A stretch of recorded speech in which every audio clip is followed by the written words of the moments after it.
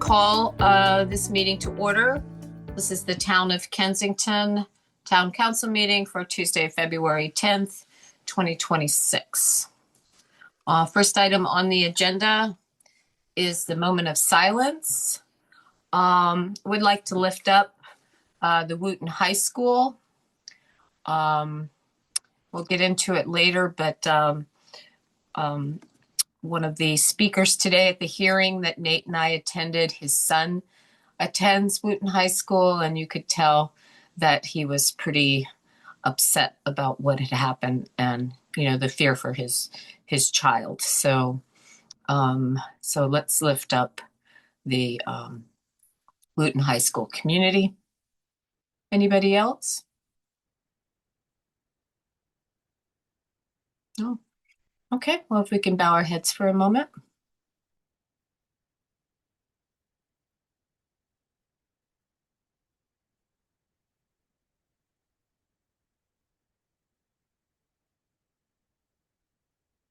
Okay, thank you very much. All right, next item on the agenda is the approval of minutes. I know we had two edits, or three, two from Anne and one from Nate. And Susan, I apologize, but I have a third edit, or from a third person, fourth edit. Okay. It's under the noise library. And I can give this to you, but it's the Department of General Services has accepted the contract for the full scope of the noise library renovation. That's how it should have been. Noise library isn't signing contracts, but it's the Department of General Services from Montgomery. Okay. Okay, thank you. Was there any other changes in the minutes? If there are not, could we get a motion to accept the minutes with this one addition that I've added? I move that we accept the minutes from last month's meeting, which was January 14th. Yes. Yeah. Okay. Is there a second? I'll second. All those in favor? Aye. Okay, thank you very much. And thank you, Susan. Okay. First item on the agenda is acknowledgements. Matt, do you want to just go through that one real quick? Sure. We'd just like to confirm that the town acquired 10415 Montgomery Avenue on January 23rd. This is the M&T drive-through bank property for the amount of $930,000. We are actively working with the state to get the two bond bill reimbursements for a total of $800,000 to offset the cost of the acquisition. And as you all know, the bank became very handy for us. It became our dump site for all the snow and ice. So. Yeah, I don't think that was on any of our minds when we were purchasing the property that we would be using it for a snow dump. I think it was all about parking and things like that. So it really was at the right time at the right place. So just so you know, we had talked to Jason today, and there were 85 dump trucks unloadings at that site. Nate, I think I underestimated this morning when we met up, or this afternoon, but no, it was 85 dump truck loads. So, and without that property, we wouldn't have had anywhere to put that. Okay. Any questions regarding that acknowledgement? Okay. B, the acknowledgement on the WSSC meeting. Sure. We will be sending out a flyer. It's clear, but to the community, WSSC will be holding a public hearing on Tuesday, February 17th, with regards to the sewer main repair along Silver Creek near the intersection of Kensington Parkway and Frederick Avenue. So you will be receiving a postcard. The announcement was also within the agenda and documents sent out yesterday to the public, and we'll also include it in our next e-blast. Yeah, it's posted also on the town website. I believe the postcard was being mailed this afternoon or yesterday afternoon, correct? And the e-blast will go out Thursday morning, which I can then forward out to the listserv. It does have it. The link actually on there takes you to the WSSC site, and you just click on current projects, and it'll be by its date. So it's not actually on the site yet. So you just keep checking. I think by Thursday it should be on the site then. So it's just lifting up meetings and disposing of them as they get through them. Any questions? Okay. All right. Let's move on.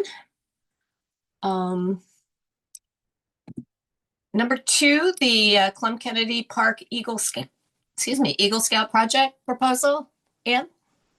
Yeah, thank you, Mayor Tracy. I want to give a little bit of background before introducing Ezra Barden, who's joining us tonight.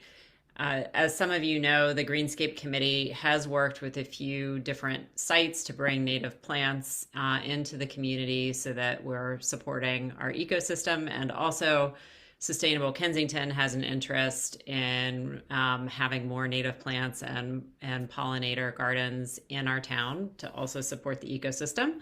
So when Ezra Barden approached Mayor Tracy with interest in an Eagle Scout project that could bring some native plants and pollinators to the town, we thought it would be a good opportunity to explore this. So Allison Oppenheim, one of our Greenscape Committee members, and I met with Ezra just before the holidays to talk through the project and walk around town with him to look at a few different potential sites, including the rain garden along Connecticut, a couple of other areas, and shared some information. And he's gone off and done some research and is proposing to put in place a small pollinator garden at the very far end of Clem Kennedy. So not actually in the main part of the park, but like behind the bird sculpture that Jason Swain has up against the back of the creek, where it is a sunny spot.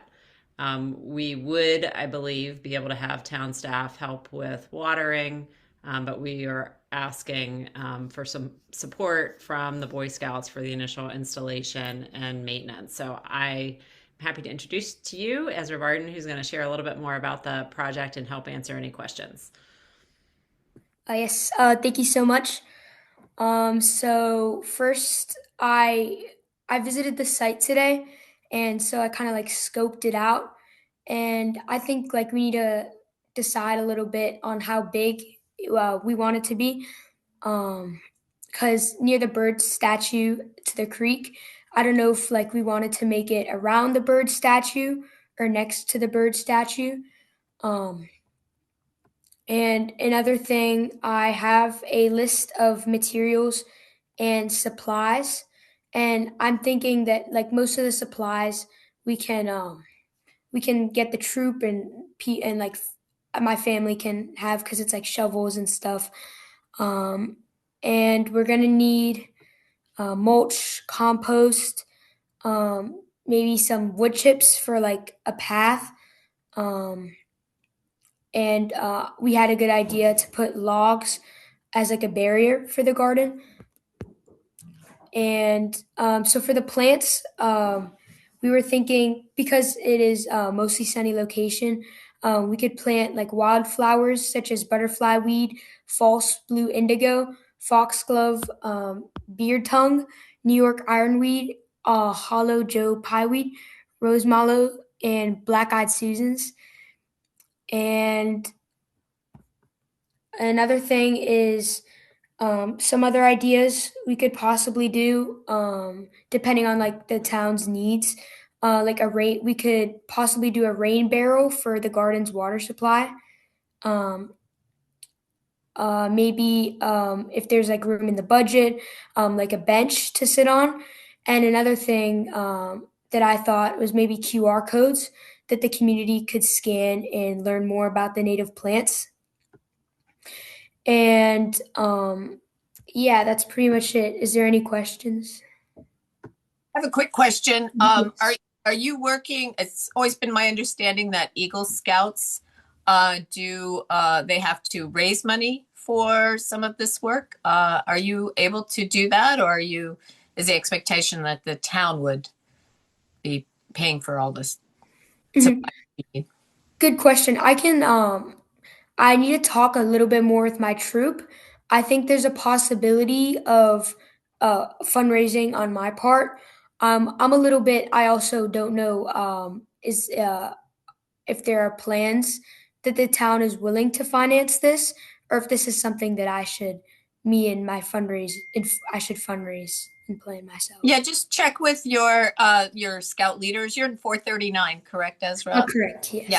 Yeah. Check with them because it's typically the scout is raising the money to do for, his project. But Okay. not that, I have no problems, contributing, but I want to make sure you're doing it the right way. Mhm. So, and hint, you can always hit up the United Methodist Men because you guys do so much work with the pancake breakfast for them. I'm sure they would be happy to make a donation to your Eagle Scout project.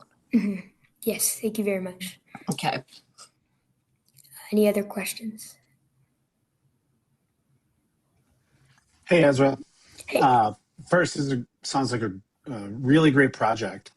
And I know you kind of put it to us a little bit, but I'd like to put it back in your lap. What are your visions? How big do you think the pollinator garden should be? What do you have kind of just in your mind right now?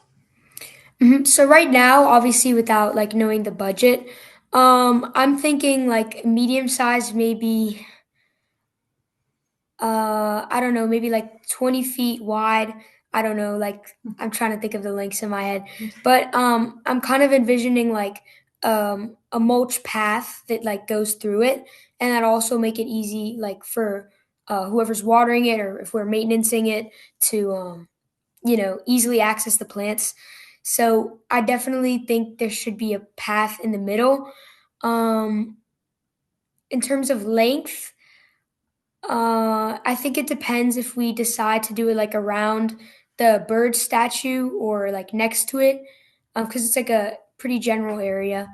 So we need to like hone in on which area, and then yeah, I don't know. I'm thinking medium size, if that makes sense. And how much does it need? I'm looking at some Google Maps and looking at the bird statue. Um, and right now in winter, it's wide open. It is. There are some trees that I just don't remember how the foliage comes in. Some of the ones right along Silver Creek there. Does it need full sunlight, or is this something that even if those seem to be smaller growth trees as they grow in over the spring and into the summer, is this something that partial sunlight is okay? So yeah, it's a good question. So my plants, most of them, well, all of them that I selected say partial to full sunlight. So I think it should be fine, but I'll need to like double check that the plants can like withstand some shade. But I think, um, yeah, mostly sunlight should be good. I think maybe Anne get when the snow clears out, which hopefully will be soon, is to get Jason to maybe walk around with you and Ezra at some point if there's a half day or a day off. That Jason could help kind of give because this is what he does too. So give an idea of where would be a good location, and instead of maybe mulch to have the public works can make stepping stones. Oh, that would be, yeah. I think that would be better. We've tried mulch and it tends to wash away from any sort of pathing. So I don't think pathing is a word, from any path. So I think that is something that the town could definitely help out with, is to creating some stepping stones. But I think it would be good, especially if this public works is going to be helping water, where would be, because they're going to, there is no water in the park. So they either have to get it from the creek using a generator to get it up, or they can, with a pump, or they can bring in water from a truck, but the truck's sitting in the street. So, how far can they go? So I think that would be good too. Yes, we will do that. And Allison and I have talked about, making sure the site size is manageable for the initial installation and maintenance. The good news is, since we'll be working with Ezra to select the plants from the list he mentioned, we can select varieties that will adapt, will be hardy as native plants after about the first year. We shouldn't have to have water unless there's a severe drought or something of that nature. But I think Allison and I in our discussions are very mindful of developing something with Ezra that is manageable over time. I think it sounds like a great project, Ezra. I really Thank you do. so much. Good. Okay. Council, does anybody else have any questions? Stuart, Nate? I don't. Oh, you can go, Stuart, if you need to. Well, No, I you don't go have ahead. any questions. Go ahead, Nate. No, I was just gonna say, great. This is great work, Ezra. Can't wait to see it. I just had a quick, like, overarching question about, because you mentioned the QR codes and the interactive paths. Is the goal? What's the overall goal of the project? What do you want to achieve with it? Yeah, so I really want to, like, obviously there's an environmental aspect. I want to bring native plants to Kensington, but I also want to add like a community aspect, like make sure that it's something the community can enjoy and take full advantage of. So that's why I suggested like QR codes, because that really gives a way for the community to interact with the project instead of just, being pretty flowers that they look at. No, that's great too. That's why I was wondering, because it has that educational component. I think that'll be really important to get those materials all set up too. I'm sure that's part of your project as well, as to prepare maybe there's a website or something people go to when they have the QR code. And then the interactivity with the community, I think, is really nice. You may want to work with the town also to make sure that gets put on the map as one of the educational installations, or when we have an art map or an art walk, it's a little bit different, but just to make sure that people know about it so that they visit it. I think that would be important too. So good work. I can't wait to see it. Thank you so much. Stuart, you have anything to add, or? Nope. Good luck. Love it. Thanks for beautifying our community. Really appreciate it. Any way I can support you, I'm happy to do so. Thank you so much. Great. Anybody in the audience have a question for Ezra? Okay, I'm not seeing any hands, so sounds like carry on. So thank you so much for coming.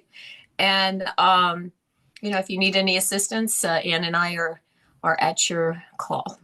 Of course. Thank you so much. All right. Thank you, Ezra. Okay. Number 3, the Community Electric Vehicle Supply Equipment Grant Program. Nate or Ann, do you want to introduce Al? I mean, we all know Al, but he was here. Where did he go? Oh, there he is. Sure, I'm happy to. So those of you who closely follow our town council meetings will know that last month we had Al join us for a discussion about an upcoming grant opportunity at the state level that would provide funds that would enable us to install additional EV charging infrastructure in the town.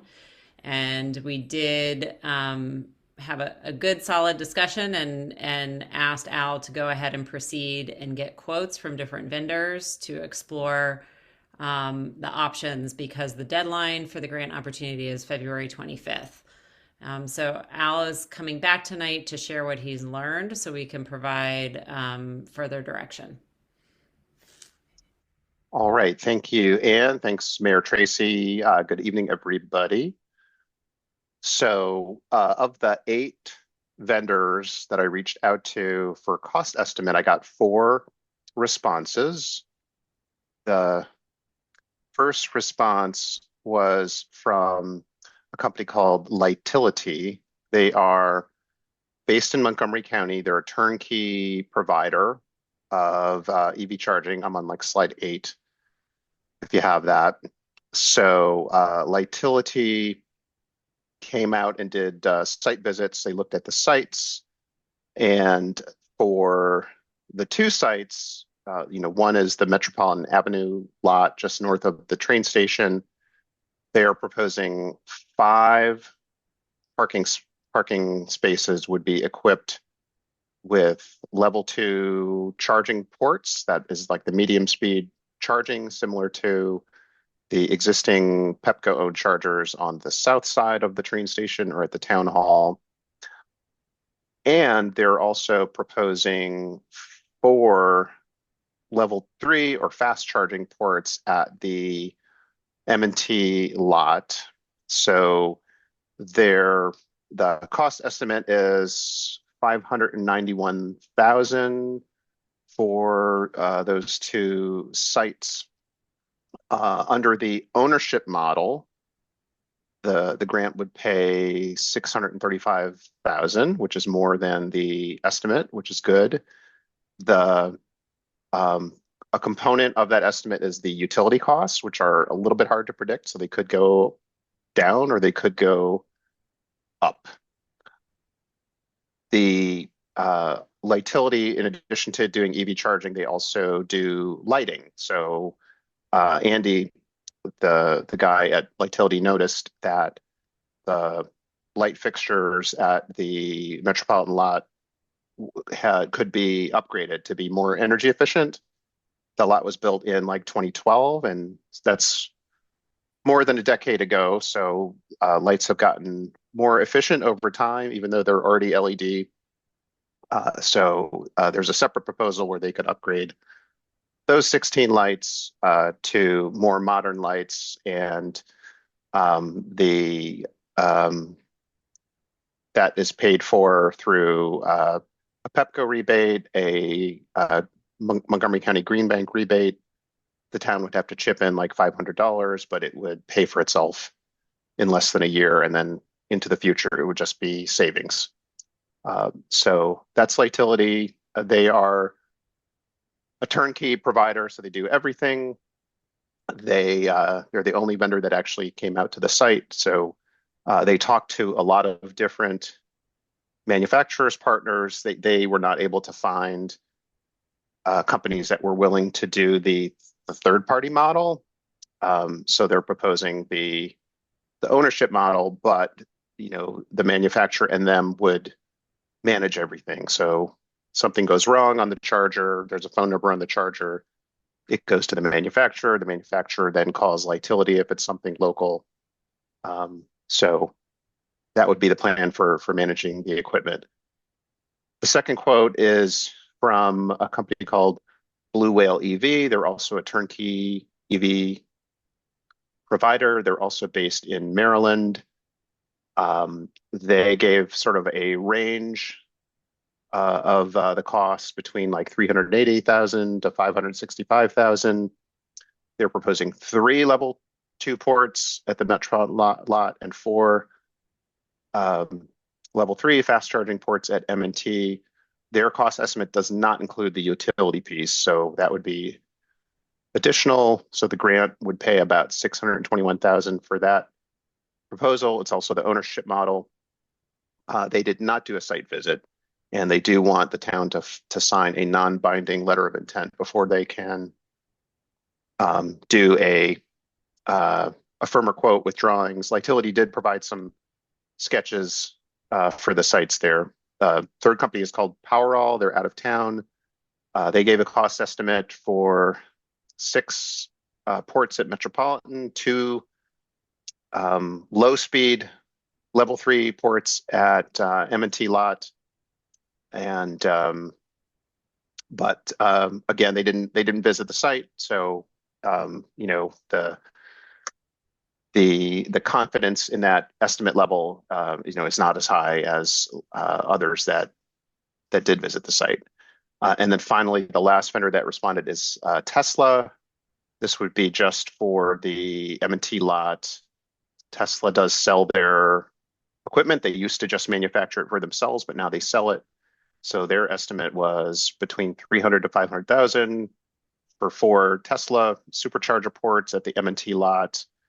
The grant would pay about $600,000. The town would own the equipment. Tesla would manage it.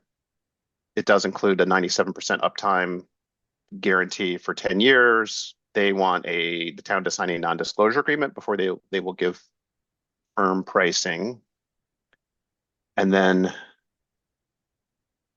on the next slide, slide 9, are the grant requirements, which it's basically a 5-year grant period. They require the equipment to be brand new. It has to have a 5-year warranty. And then they want quarterly reports. The quarterly reports are basically designed so that the grantee can prove the uptime. They want 97% uptime. So that can be fulfilled just by giving them a login to the dashboard for the charging equipment, or if not, like emailing them a spreadsheet every quarter. If something goes wrong, something breaks, they want the equipment repaired within 15 days. And they require a phone number be posted on the charging equipment. So if somebody has a problem with payment, their credit card doesn't work, the charging equipment doesn't work, they have some place to call. They want accessibility and ADA compliance where feasible. There's some guidelines for that. So that is basically what I came up with from the vendors. We've also been talking to some private property owners who may be interested in taking advantage of this same grant in town, such as the Concord building and possibly the Warner Church. So that could result in separate grant applications for them. There was also a Maryland Public Service Commission order that came out on, I think it was the 29th of January, that approved some utility incentives too. So those are not fleshed out yet, but there may be some additional money available through the utility incentives that could sort of sweeten the pot here. So at one point, when Lightility was looking at the metropolitan lot in isolation, it was looking like the grant would not cover the entire cost. But then when you look at it, both sites together, the grant would cover the cost. So Andy had contacted Maryland Energy Administration, found out that there's this other component of the grant, planning grant, that's available to local governments, that if we had 4 sites, that it would be unlock some additional funding, but that may not be needed because looking at the M&T lot and the metropolitan lot together, it looks like it would fully cover the cost. So that is that's what I found out in talking to vendors. So it's really up to the town, what you want to do. This is, I know you all had wanted to do the third party model, but it doesn't look like the industry is offering that. So it's more, the option is for an ownership model where the town would own it, but then someone else would manage it. If this is something the town wants to move forward with, I'm happy to draft the grant and work with town staff to get it submitted. Al, can you remind us of that deadline date? The deadline is February 25th, I believe. Yes, that's right. And the grant is, there's no obligation, unless the town were awarded the grant and then you sign a grant agreement. But until that time, there's no obligation. Town can change its mind at any time. And is this a federal grant or is this it is a state grant. State grant, okay. That makes me feel better. Yes, me too. Al, can I ask Al to clarify something, please? Yes. Is that okay, Tracy? No, I was hoping you could just, because of the issue of the funding cycle, do you know when they're planning to notify awardees, grantees? They said the notification would be in the summer. Okay, because we would have to effectively budget for it this budget season because it would be upfront cost paid, right? And then we get reimbursed. We established that last meeting, right? Yes, I believe it's a reimbursement. Okay, just to flag to everybody for budget season here coming up. If we're going to do this, there's a pretty significant cost, so we'll just need to make sure to account for it. And then I was also wondering if you could, just to clarify before everyone else asks, I'm sure everyone has questions and I have a couple of more specific ones, but can you clarify the difference between the level 3 chargers? I thought they were all fast chargers, but you had some were 50 kilowatt, 150 kilowatt, then you had DCFC, 300 kilowatt. I thought that meant the equivalent of like a Tesla 3 charger. What's the difference? Yeah, so within level 3 is also called a fast charger or a DCFC. Those are all synonymous. There's different levels of power. So the kind of the lowest level of power for a level 3 fast charger is 50 kilowatts. Most modern fast chargers, will put out like at minimum 150 kilowatts. And Tesla superchargers will definitely put out something closer to that. So yeah, so one of the vendors was proposing the lowest level of level 3 fast charger that's out there. Okay, sounded a little bit of an oxymoron, so maybe it's not Yes. even that fast. Okay, that helps Yep. to clarify. But DCFC is equivalent of like a 300 kilowatt. So DCFC is synonymous with like level 3 or fast charging. Okay. And that could be at anywhere from 50 kilowatts on up that's all DCFC. Okay, because the one you had just had that listed. It didn't say the kilowattage. Yeah, Okay. my apologies for not being clearer on that. No, that's okay. Thank you. I've got a few questions. Yeah. Actually, to piggyback right off that last one, Al, if you have a chance for the type 3 chargers that are being proposed, and I guess, Alex, can you bring the slides back up? Can you just get absolute clarity on what the kilowatt hours are for each of the different vendors? If they're just proposing a 50 kilowatt versus a 200 or 300, like, okay, so Tesla's going to be 300. Yeah, so Powerall is just doing 50 kilowatt level 3s. 150 kilowatt level. Okay, so these are very different. In the Lightility is DCFC, but that's the one I was looking for. Can you just clarify with them what their kilowatts are so we have a comparable number across all 4 vendors?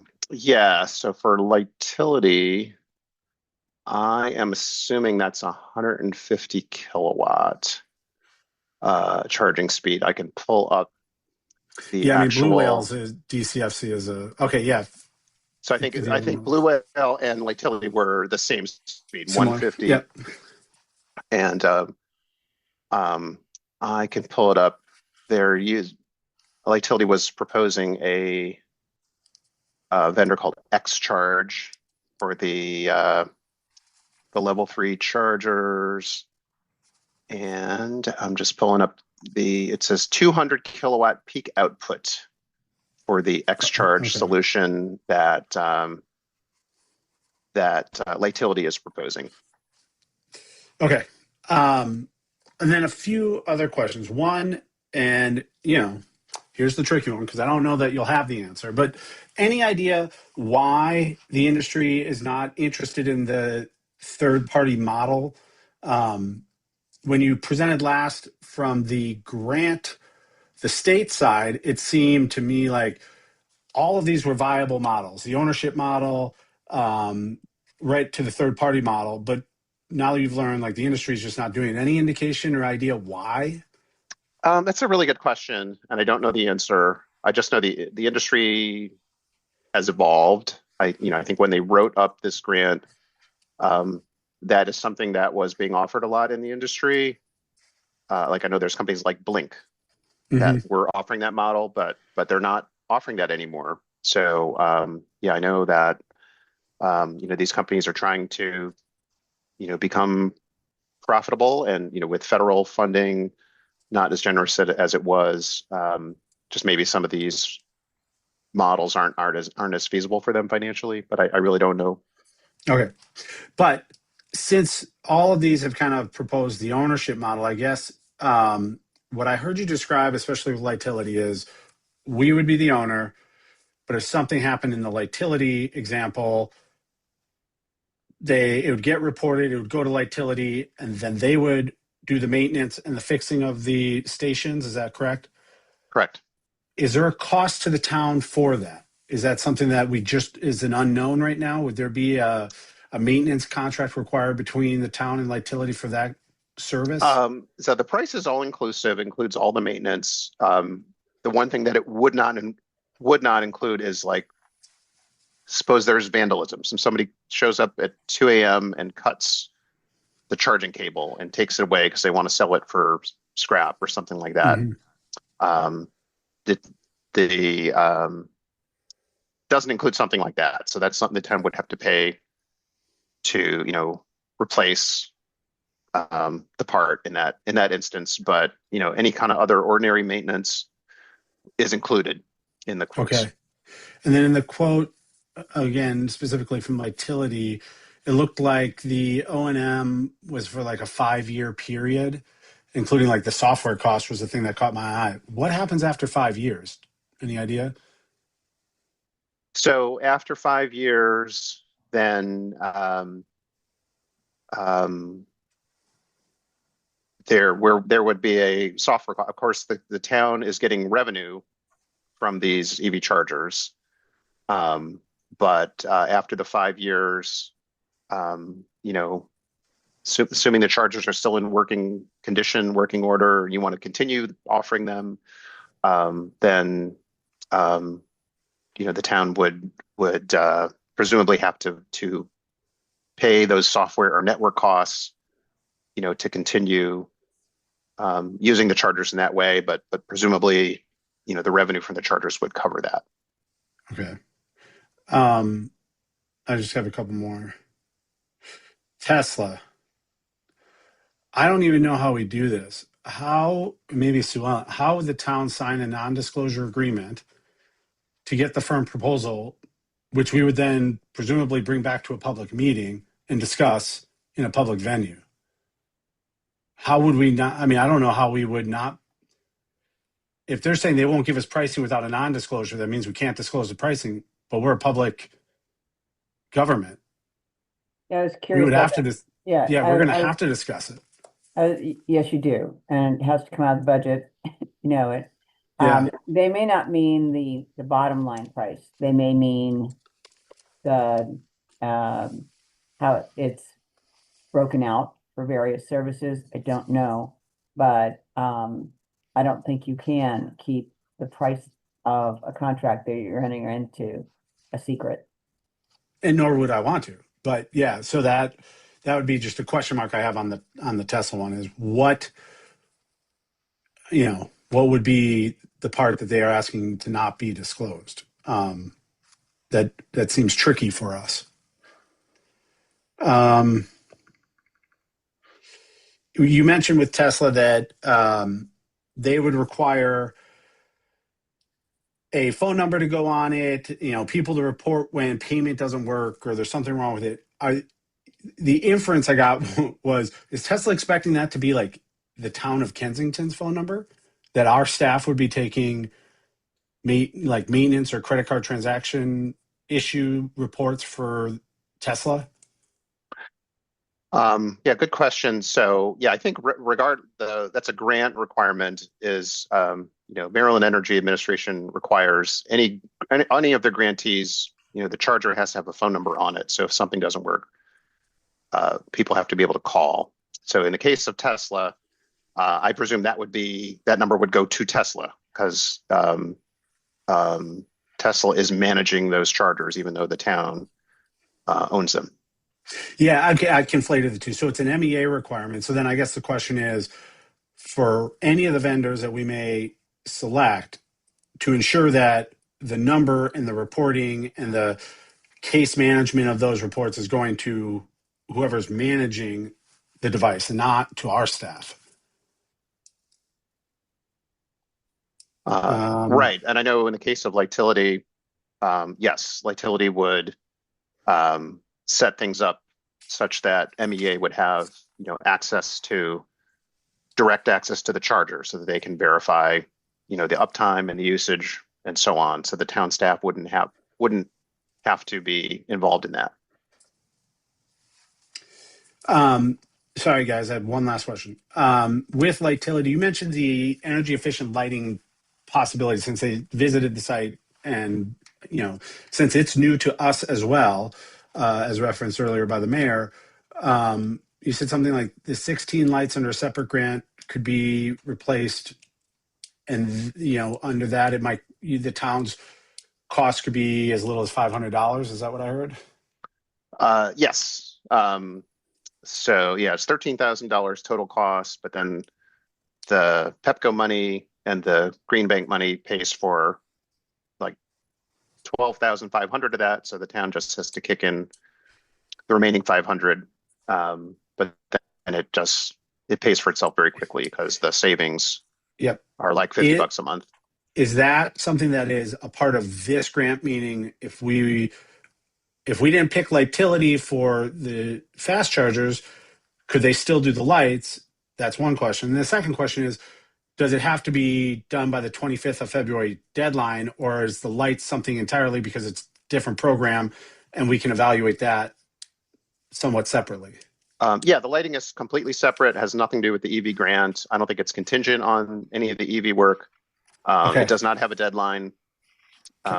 So great. Thanks, Al. That's all I have. Stuart, did you have any questions? I did. Thank you. Al, in your experience, has going with a local company increased our odds of winning grants, or does the state of Maryland look at this as like any company that comes in is equal? yeah, that's a good question. I mean, I think both Lightility and Blue Whale are pretty well connected to MEA and to Green Bank and to Pepco. So I would think MEA would look favorably upon a company that has a local track record and knows how to get these done. They can point to 10 other projects they've done locally. I would think that either of those two would that would make us look favorably.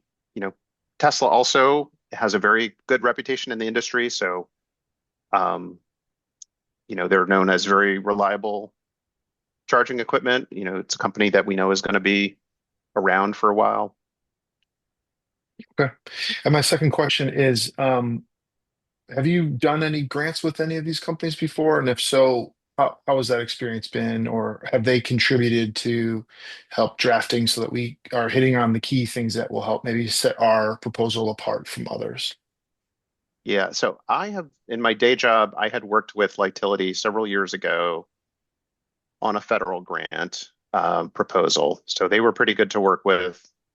Blue Whale is very well known locally and in the industry. They've done work for the district, not with me. Yeah, and I think either of those companies would help us to write the grant and ensure that it is written to the specifications of MEA. Okay, great. I think so. Those are my questions, Mayor. Okay. Matt, did you have any questions? I know you're going to have to be part of this, so I wanted to. Well, obviously there's a budgeting concern for us going forward, but there is a reimbursement. I guess my question is, we're not hearing a lot, at least staff is not hearing a lot for the use of chargers. The town hall chargers get used, but they're not completely full. Same thing with the train station. Is there feedback that's coming, to Sustainable Kensington, to other council members that would justify the upfront costs of these? I think what I've heard has been more of the level 3, but Al, go ahead. Yeah, I could say that what we do not have in the town is level 3 right now. The closest level 3 chargers are either at Wheaton Mall or down in Chevy Chase Lake for the superchargers down there. But we don't have any level 3 or fast charging in the town or near the town. So that's something that's kind of missing. And there's also no public charging north of the tracks. because the two Pepco installations are south of the tracks. Yeah, in my experience, the level 3 charging stations are very popular when they open up. It could be viewed as an amenity where if we open up a 4-port level 3 fast charging station at the M&T lot, and then 50 people visit it every day on average, each person charges for 40 minutes on average. Those are people that could shop in Kensington, visit a restaurant while their car is charging. So it could be viewed as a draw to bring people into town, who are looking for places to charge. We've gotten some like anecdotal requests for more charging. There was one person who works on the north side of town was like wondering if the town is going to install charging on the north side. We have some data on, how many electric vehicles there are in the town and in the county. There's a pretty good number of EVs driving around. So, there's definitely a market out there, but not necessarily folks begging us to put in chargers. Are we actually allowed to put chargers on the north side in the parking lot? Because it's kind of technically not ours. I mean, it's still belongs to Comterra but it has a land lease that's forever, and the town manages it. I think there's a deadline on that contract too at some point. So the county, the county has a 99-year lease on the property, and then we have 4 10-year leases from the county. We're in the second set of 10 years. We are allowed to regulate the lot, so I would imagine that we would be allowed to install chargers. One more question. Al, you said that we'd be able to charge for the chargers. What kind of revenue stream should we expect from each of these? Yeah, so I think the market rate for level 3 fast charging is like about 60 cents a kilowatt hour. So another project I'm familiar with, they opened up a 4-port fast charging station. So it's probably bringing them about 8 to 10 grand a month in like net revenue. Level 2 chargers are not as profitable, but then the cost of electricity is lower for level 2 as well. So for those, I wouldn't necessarily expect those to be like a big money maker, but presumably there would be, they would pay for themselves in terms of covering any kind of incremental costs, electricity, any other maintenance expenses that aren't anticipated. And I'm sorry, could you repeat how much the grant is for, the total of the grant? Yeah, so the grant is based on how many ports that you're installing and what charging speed you're installing. So the greater the number, like for a level 2 charging port, it's $7,000 under the ownership model. For a level 3 fast charging port, it's $150,000, for 150 kilowatt and above. So for the utility proposal, that was I think 635 was the total grant funds. Does that include putting the electricity there, or is that another additional cost for us by putting in meters? That's all inclusive, but with the caveat that the utility cost is an estimate, so it could go down or up. Okay. The Metropolitan lot, there is already electricity there, but the M&T lot, would require a, new service, probably a Pepco pad-mounted transformer, big green box on a concrete pad on the ground, because of the amount of electricity that's required there. Okay. I do want to open it. Anne, go ahead, but I do. No, I just had one other question. Al, from when we last talked, there's some new information about Lightility's proposal.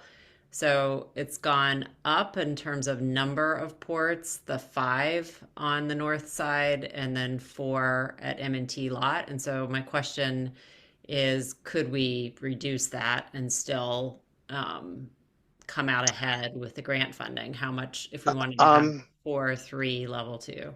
Yeah, so the level 3 150 kilowatt rebates are very generous. So, if you, and the level 3 is sort of subsidizing the level 2. So you could definitely go down from the 5 to like 4 or 3 or 2. But if you decreased on the fast charging side at M&T, we would probably get into a situation where it's not, the grant money is not covering the project cost. So that was one of my questions, was because I think that one of the concerns on the north side is just the amount of space it would consume for I mean, I think all those spots are usually filled for the train commuters, right? So I think one of the concerns is that if they're not being used and they're reserved for, for EV charging, maybe we'll want to reduce it to, and it's good to hear that you think we could reduce it and they would still be interested in the proposal. Because I think most of us, or maybe I don't want to speak for everyone, but I think I'm certainly interested in the level 3 chargers. But I know that those level 2s are used at the MARC station on the south side that are currently there, when people just plug in and they get on the MARC and then come back and then their car's charged. I think that offering that option on the north side would be helpful, but I'm not sure we need 5. I actually had two quick questions, Tracy.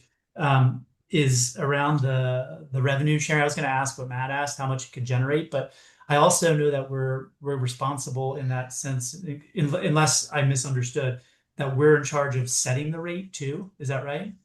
And so how much expertise do we need to do that? Is it kind of like a spot market? Does it change like frequently, or do we, we just set it and it stays that way?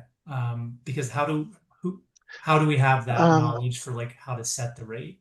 Yeah, I mean, you definitely want to cover the cost of electricity, because each of these charging stations is going to get a Pepco bill, so you want to cover that cost.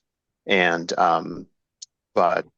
which changes though, right? It changes by the month. I think it's pretty predictable. Once there's like a pattern of usage, I think the cost of electricity gets pretty predictable.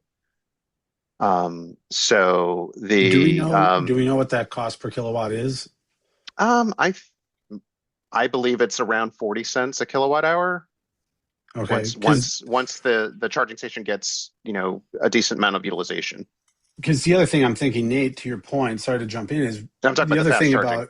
The other thing about being competitive though is we have to price ours in competition truly with the other fast chargers around. And I'm looking in my Tesla app right now, and that's the only data I have available. But the fast chargers at Chevy Chase Lake and at Pike and Rose and even down in the Elm Street garage in Bethesda all have a rate of 43 cents per kilowatt hour for peak time.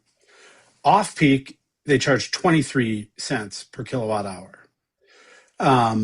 The Chevy Chase Lake ones are they're about 250 kilowatt per hour charge rate. Pike and Rose, ironically, does have a meter. There's a 72 kilowatts. That's their DC, their Type 3 rate. So I don't think we can. I'm going to speak for myself as a EV driver. If I had a map and it showed me nearby, especially if I'm coming off 495, I can go south a half mile and it's 43 cents per kilowatt hour, or I can go north a mile, really not much of a difference, but it's like 60 cents per kilowatt hour. I'm going to go south. So we have to be competitive with the other Type 3 chargers around us. And that seems to be at a maximum 43 cents per kilowatt hour. Yeah, you can go on to like either PlugShare, Mm-hmm. or apps and things and find out like what's the going rate at the Yeah. Wheaton chargers or the other chargers around, to figure out what is the market price, and where do you need to.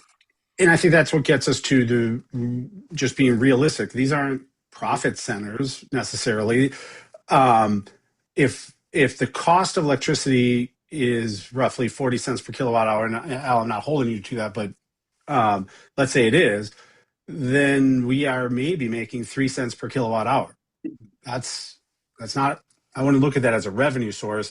That's maybe petty cash to, for maintenance and other costs that we may have, like a cut cable or things like that. Yeah, I mean, I guess what I was getting at is just how to set the price and who's going to be looking at other, the competitors, so to say, their rates. And I guess I was getting to the question of, is there a chance that we actually lose money if we're not able to cover the electricity costs? Yeah, I don't think that's likely, based on my experience. I would think that the price setting thing is something that sort of happens at the beginning when you're getting everything set up, and you don't have to go in and change it every week like a gas station. I don't think the market for EV charging changes that quickly. But yeah, in my experience, 60 cents is sort of the market rate at a lot of places. With Tesla, yeah, I don't know if they're using it as like a loss leader, or that they charge differently to Tesla owners than they charge to non-Tesla owners. But I would think a station like this is going to probably appeal to non-Tesla owners, who maybe don't have access to Chevy Chase Lake. So yeah. Okay. And but my last question was, I had two. Just the last question was around the placement of the chargers, because I made this point over the email that I responded to you earlier. I think it was yesterday. Just because I think there's a benefit also of adding the electricity in the or where the placement of the chargers are in the M&T lot. You had them or I think Vitality had them on the south side. Ann and I were talking about the option of possibly putting on the north side so that some of the vendors could plug in instead of having to use generators like we've been talking about. Is that correct? Yeah, I mean, the M&T lot is a blank slate, so I think you can put them anywhere you want. This is just Andy's first cut at it. You do reduce your costs by putting the equipment closer to the power source. So, that could have been one of Andy's reasons for where he put it, where he did. But I'm assuming there's great flexibility for exactly how you want to do the placement. And okay, thank you. I just have one more question on the setting the price. Is that something that the third-party management service contracts would include, working with us to determine the price, set it, and manage the collection? I'm not sure how that works. I mean, I'm sure they have opinions about that, and you could ask them about it, and they could, show you how to do the mechanics of once you've decided on the rate. But I guess it's ultimately a decision of the owner of the charger of, what price you want to charge for that.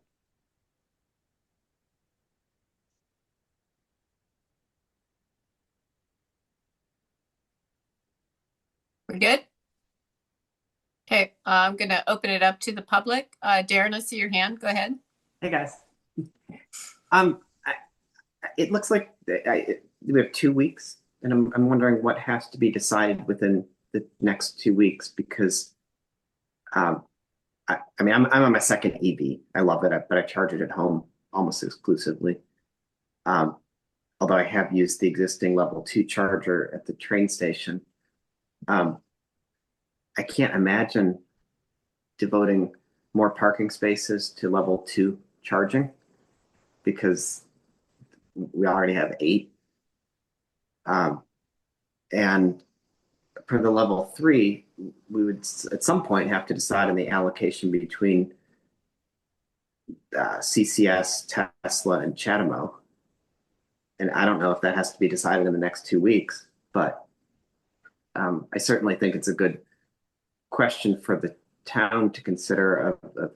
We just bought this M&T lot to make sure we had adequate public parking, and now we're talking about taking 4 spaces out of commission 24/7 for the purpose of charging electric vehicles. And I'm just not sure if that's, we obviously want it mostly to be used Saturday mornings, but they're going to be out of commission on Saturday mornings as well. And I just don't know if that's a good use of 4 parking spaces.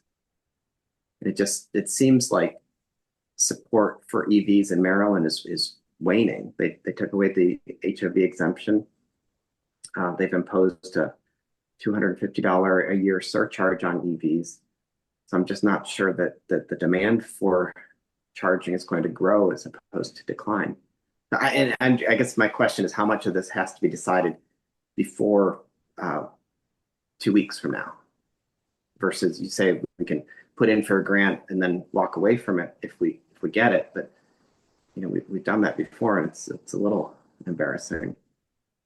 And I would like to know how locked in that proposal would be. So.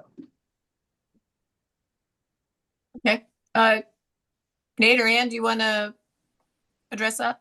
Well, I'll address the 4 spaces. I don't, I would agree, and we heard this in last month's meeting from some of the public commentary, that level 3 is the higher priority, given, the number of level 2 that we have, and the fact that level 3 is just more popular, and it's a gap in what we have.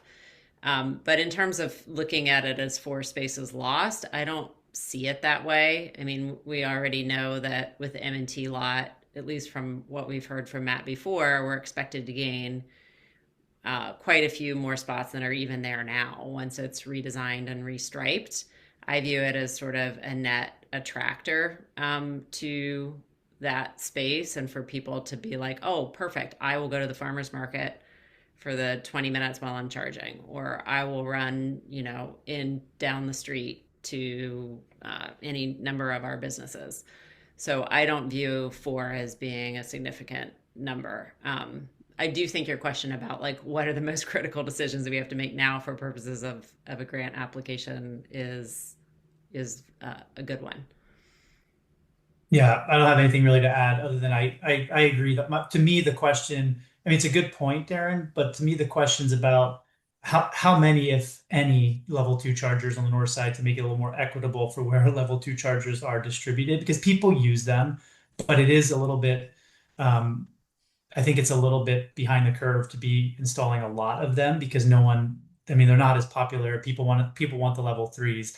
But I do see it as an overall benefit to the town to have a couple of those slots in M&T utilized. I mean, maybe Matt can give us the estimate of, I thought it was 27 spaces or something that would be in that lot. So to me, I could be wrong with the number. Maybe Matt can clarify, but I think it's worth attracting people who aren't normally coming to the town. It provides an amenity where we don't have that ability to charge at level 3 yet. Darren, I'm going to make a comment. One, I think they don't have to be. I think that 2 things can happen simultaneously. I think I can park my car and charge it at the same time. And I don't think it's necessarily a loss of spaces at the M&T lot. I will admit, with everything the other council members have said, and what Marshall Presser said it last month, I do think our focus should be the level 3 chargers. But now what I'm having trouble wrapping my brain around is what we do on the north side, because those are right now predominantly spaces used for commuters to take the train. And a level 3 charger, and even a level 3 charger at 50 kilowatts per hour, that's going to charge most vehicles in a couple, maybe 2 hours. It's not compatible with a commuter lot. But putting in a level 2 charger, the use of that north side lot, it is usually full every single day. Now I get it. We also have more than commuters. We have some employees from nearby businesses who jump in there, and Modena has employees that jump in there. So I'd like to see the focus be level 3, but now I'm somewhat perplexed with, would a level 3 work on the north side lot? Or is it taking from the purpose of that lot, which is really for, commuters? So I don't know, Ann and Nate, if you guys have given that some thought. No, that's what I was thinking too, because people aren't going to be able to they're not going to move their car. They're going to charge and it's going to sit there, and they're going to take up one of the charging spots for people who would want to kind of cycle through there a little more quickly. I'm also not sure that the amenities are there too for level 3, but you have to walk a decent distance to get to them, right? And I think that's one of the attractions of level 3s is that you kind of get out, walk around for like 20 minutes, and then you're back in maybe 30 minutes. We have more amenities that are coming on the north side there, but I think it's a little further away than the M&T lot. Is the Kensington Parkway, that lot on the north side, an option? It doesn't have electricity, but you can always get electricity. It's an option, but it doesn't have any electric service. So yeah, I know. I also don't know. Yeah. I feel like if I went there, I wouldn't get out of my car to go visit a shop. Even going up the block to Lorde Shopping Center seems like a world away. I don't know how Medina would feel. I also don't know that, if, correct me, Matt, the street parking on St. Paul Street next to the new cafe between that and Ayoub, those are town controlled spots, correct? Correct, yes. It was a former gas station or fueling station, but that would put them right in front of the cafe. And a type 3 charger where you'd go in and visit the cafe or go in and visit a resident of Modena also seems like a maybe a better fit for me mentally than the commuter portion of the lot. But I know that those spaces, like all, are somewhat in high demand by Medina employees.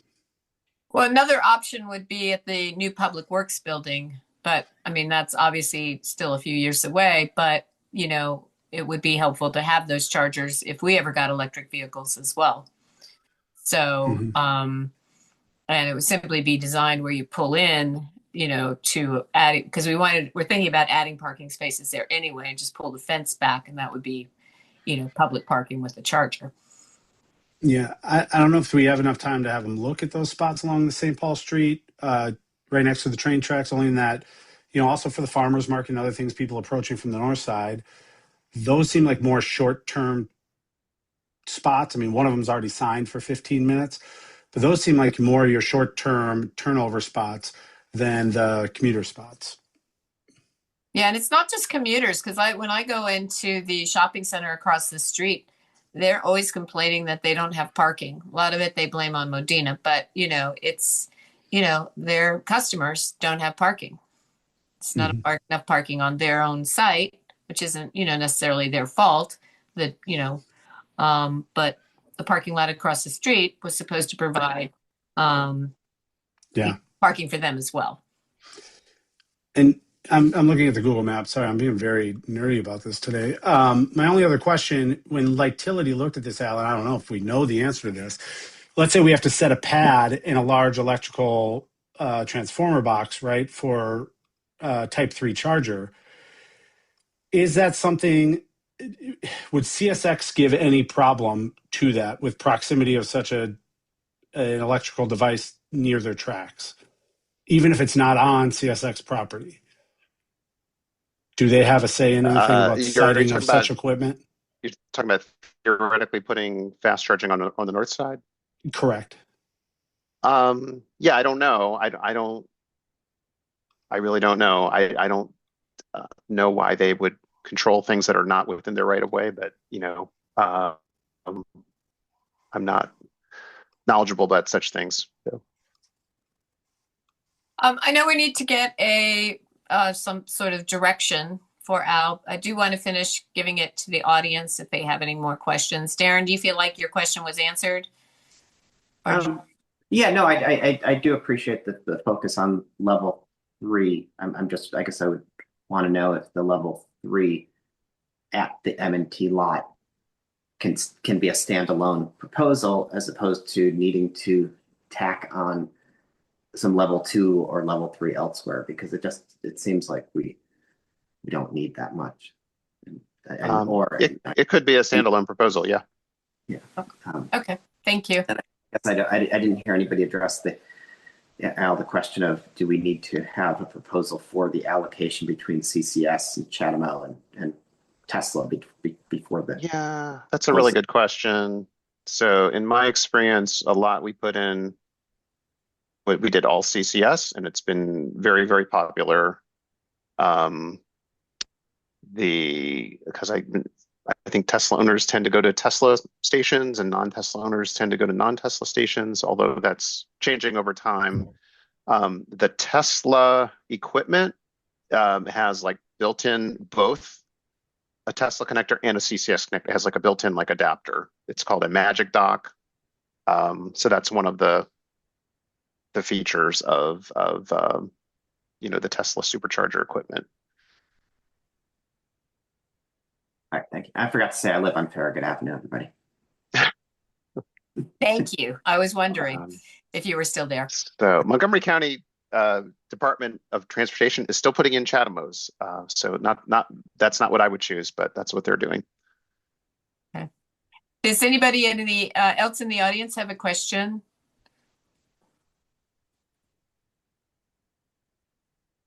Okay, I'm not seeing any hands. Do you want to make some sort of motion, Nate, or something, you or Ann, to how you want us to, what you want the council to do? Support? Yeah, I'm thinking about this. And since you took the lead, do you want to do it? I mean, I'm getting the sense that we might not be interested. Well, actually, I don't know. Are we interested in level 2 chargers at all? I guess that's the first question for everybody. I am not. I'd prefer level 3. Okay, and then secondly, anybody else? I'm better with the 3 since we already have the others enough of. Admittedly, I'm not an EV owner, so a lot of this is foreign to me. I'm taking a lot of testimonial under advisement here, so I would probably defer to the folks with EVs on this one. Well, I'm not an EV owner either, but I do know a lot of people that have EVs do have, they at some point they put chargers in at their own house, so to make life easier for them. Is that what you find? I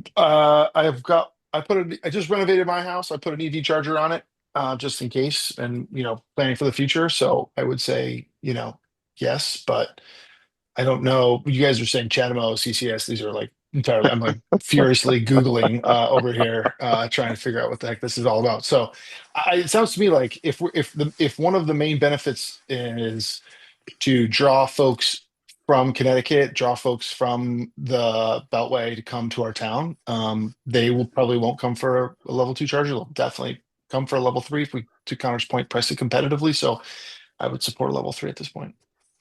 Okay.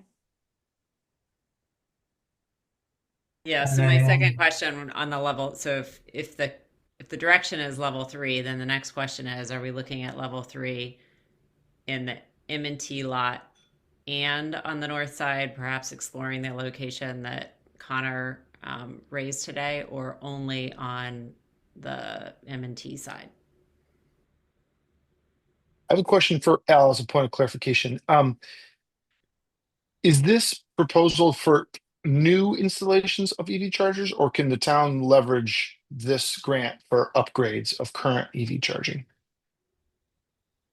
Like if we wanted to upgrade the current chargers that are in the south side of the lot, can we use this grant for that? My assumption it's for new, but if you're putting in something newer and better, I think that would still count, even if you're ripping out something, older and slower. The ones we have, though, were through a Pepco program. I believe they're owned by Pepco. I don't think they're ours to upgrade. So, unless Pepco is amenable to their equipment being changed over, and we're inside of just like a handful of years. I think that Pepco program also had either a 5 or a 10-year window. I think, or maybe an 8-year window on it. So I don't know that they're even eligible. I thought we established last time though that I think Swellen said we could kick them out if we wanted to. It's our we have a agreement to use the land, right? And then we're not obliged to keep that, right? I can pull up the agreement. That was fairly recent. That's 2021, right? Yeah, yeah. Okay, it's just going to depend on what it says. Sometimes they didn't really make provision for what happens at the end of the time. They just didn't say. So Okay. I'll look at that now. Okay. So are we still, let's talk about numbers. I mean, I do think M&T will have enough parking spaces at least 2 for 3. Does that sound about right? I think the I quote thought for 4. Was for 4 for spaces? port. Yeah. Okay. But that doesn't get you anything over on the north side. Yeah, so that was my question. Is there interest in also putting level 3 on the north side? And if so, the location that Connor described, exploring that versus the commuter lot. North side resident here. I would love to have charging on the north side. I think if we can put 2 spots for charging, they don't have to be right up front near the train tracks. They could be somewhere else. The Connor's point, well taken about going to in front of the cafe, would be great. Love to have some charging so that we folks don't have to go all the way around to get down there, if possible. Even at St. Paul's Park, if you put at St. Paul Park, I know a number of folks are dropping off their kids over at the school regularly. I don't know if we want to open that can of worms, but there's electricity there. There's plenty of parking up there too. Yeah, like I that mean, idea. I don't like that idea at all. From what Why? I heard, we already have 1 spot available, Stuart, on the north side. Just you have to be out of town. Because it's That's I not heard my actually. jurisdiction. I don't have any cognizance over that. Uh, Not yet, anyway. I do think I'd love to know if the St. Paul Street spots in front of the cafe are viable. I think those are more interesting. There's already ADA compliance. There's already ramping. There's already a handicap spot there. All those things that the program requires. It makes those more spaces kind of designated to be turned over, which I know is not. There's some challenge with that happening now. I have, as I've already stated, some reservations about the spaces that are more for commuters. If we take up 2 or 4 of those, I think that's a real pain point for the kind of commuter side of that lot. I know we have power at St. Paul Park. There's very few spots as there is. And I learned before I got my EV from my former council member who has already espoused his love of EVs, the term of being iced out. And I feel like that is something that would happen routinely during peak and like good weather times at St. Paul Park. I mean, the park is, Stuart, I mean, it's used. It's what I love about it. The park is used so much, but people are lazy and somewhat indifferent. And I feel like people would just park there. People not charging would just park there and then kind of invalidate the whole purpose of having a charge spot at the park. That's my concern, just because there's so few current parking spots at St. Paul Park. Just keep in mind, everyone, if we do more level 3s, I think that'll increase the grant to the cost to 900,000. Is that right, Al? Like, quick math. And would we be eligible for that? Yeah, I mean, the grant is pretty flexible. So I could ask vendors to assess, that those spots on St. Paul Street close to the tracks for what might be possible. Maybe, there could be like a lower speed level 3 there might be feasible. The vendors might be able to tell us what is possible. But we'd have to look at the math on the grant to see what it pays. For example, it's $150K for the fastest of the level 3s, but for like a 50 kilowatt level 3, it's 65 grand. For a 18 to 49 kilowatt, it's 20 grand. Yeah, so we'll just have to talk to vendors to see what's feasible. Could we come up with something that would, where the grant would, cover all the costs? So, Ellen, did you have the answer for the Pepco? You look like you might have it already. I do. It was entered into in October of 21, and the initial term is 5 years from whenever they're installed. I'm not sure when that exactly happened. So probably sometime at the end of this year, that term would be up, but Pepco has the right to extend it 5-year periods, 3 additional ones. Who knows if they actually would want to do that? At the end of whatever period of time is agreed, they have to remove it. So I don't know that Pepco is interested in continuing to run that, and getting an answer from them might be difficult, but Yeah, it would end by the end of this year, something like that. I don't know if Matt remembers how long it took for them to go in. I can check. We have the records, so. Okay. I recommend we keep that out of this discussion. To be honest, I think it's going to get really difficult to incorporate that into the grant. Do you have to have a specific spot chosen when you do the grant, Al?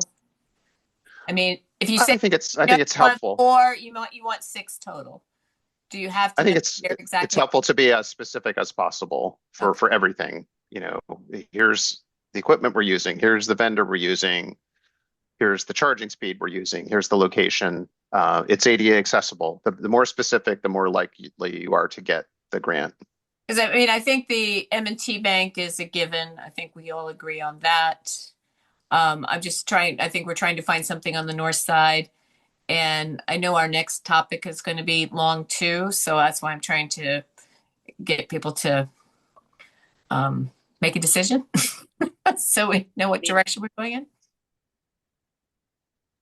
Nate, I don't know what you're thinking, but I was going to propose that, I don't know if it's a formal motion, but that we have the council direct Al to seek more definitive pricing information for level 3 in the M&T lot, and to explore the feasibility of doing 2 level 3 chargers on the north side, but closer to St. Paul Street by the cafe. And there are probably some other questions that came up in tonight's discussion that we need more information on. And then to bring that back in the context of a grant proposal to review with town staff. Yeah, and I think the other thing is just to get some guidance on which company we would want to go with, like Tility or is it Tesla? I think those are the 2 that seem to be the ones that surface. Well, the only downside to the Tesla one is Sue Ellen's really going to have to look at whatever they want us to see. Non-disclosure. Yeah. And Tesla's a minimum 4 ports. So Tesla can work for M&T lot, but if you just want to do two fast charging ports, that Tesla's not going to work for a different location. Can the grant have 2 different installers? Yes. Okay. All right. So do we have a agreement for where M&T, do we want Tesla at M&T or like Tility? I mean, there's no, other than the non-disclosure, why would we not do Tesla at the M&T lot? I didn't say not to. No, I'm just saying that's it's more of a rhetorical question. What Okay. is there any reason we wouldn't? other than if we can work through the non-disclosure issue that we would need to figure out what that means. To me, it's the most reliable, probably. It's the most consistent. It's going to be there the longest. It makes sense, but I mean, Connor's kind of a an electric charging aficionado, so you could probably And you can trust your opinion here. you can use the Teslas on other cars. Is that correct? It's not just Teslas. Yeah, Correct. there's You have There's an adapters. adapter. Yeah. That's what we do. Okay. Yeah, and I've got, I used adapters to use charge point stations and other brands other than Tesla, because that way you're open to the biggest network of available charging locations. I think with Tesla, the one thing is if you have an adapter, they govern the kilowatt transfer rate somewhat, just because that little device has its own limitations. But they're still definitely a Type 3. Like, they're still very good even with an adapter.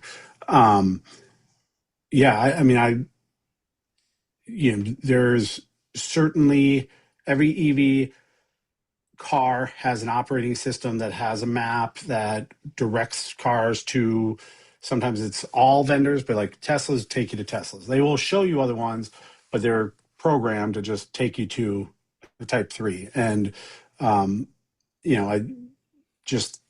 I have no numbers to prove this, but I mean, EVs are everywhere now, and Tesla seem to be this is one of the most Tesla dominant markets in the United States.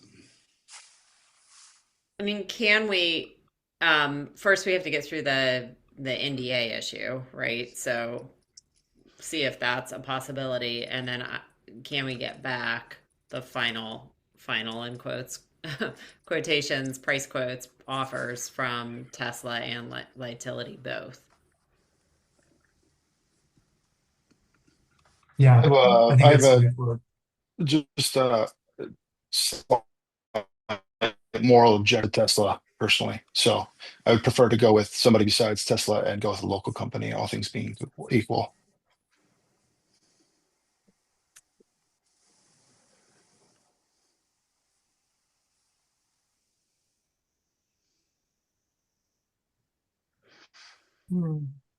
Okay. No, I'm glad you spoke up, Stuart. So just again, trying to get to conclusion and giving Al direction. Do we still want to pursue getting a quote from Tesla to Look, bring it up? I have, sorry, I didn't mean to interrupt you, but I mean, I understand there's more objections, but I think it's our duty to get the best price and something that's reliable. So I would like us to get 2 quotes if we can, to see which one's most competitive and is going to be the best deal for the town and its residents. So I would suggest that we get them and then we make a decision once we get the information. Okay, well, I don't think it hurts to do that for sure, to get the 2 quotes. So, and wrapping this up, if once Al gets that information, if we need to hold a special town council meeting, we can do that. So we'll need to kind of might want to get a date set for that at some point, this week. This is due the 25th of February. Don't have a lot of time here.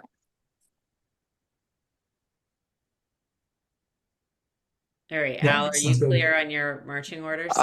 Yeah, one thing I guess I'm not clear on is who is going to, I guess, they sent me like an Adobe link. Click here for the NDA. I mean, I could click on it and presumably I could download it and then send it to, you all, including Sue Ellen and Matt. And we could go from there. I'm not sure who would be the one to execute it if you all decide that it's okay to move forward with. Matt, is that something you or Alex could do?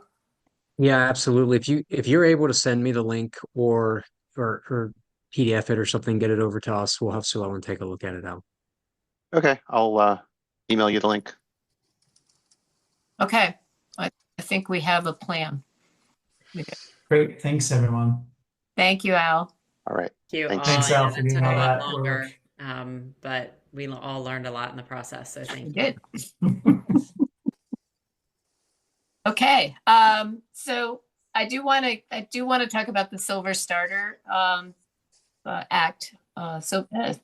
Starter and Silver Homes Act. That's a very important issue that's going on right now. Matt, is that something you want for Sue Ellen to open up on, or Yeah, I think, sorry.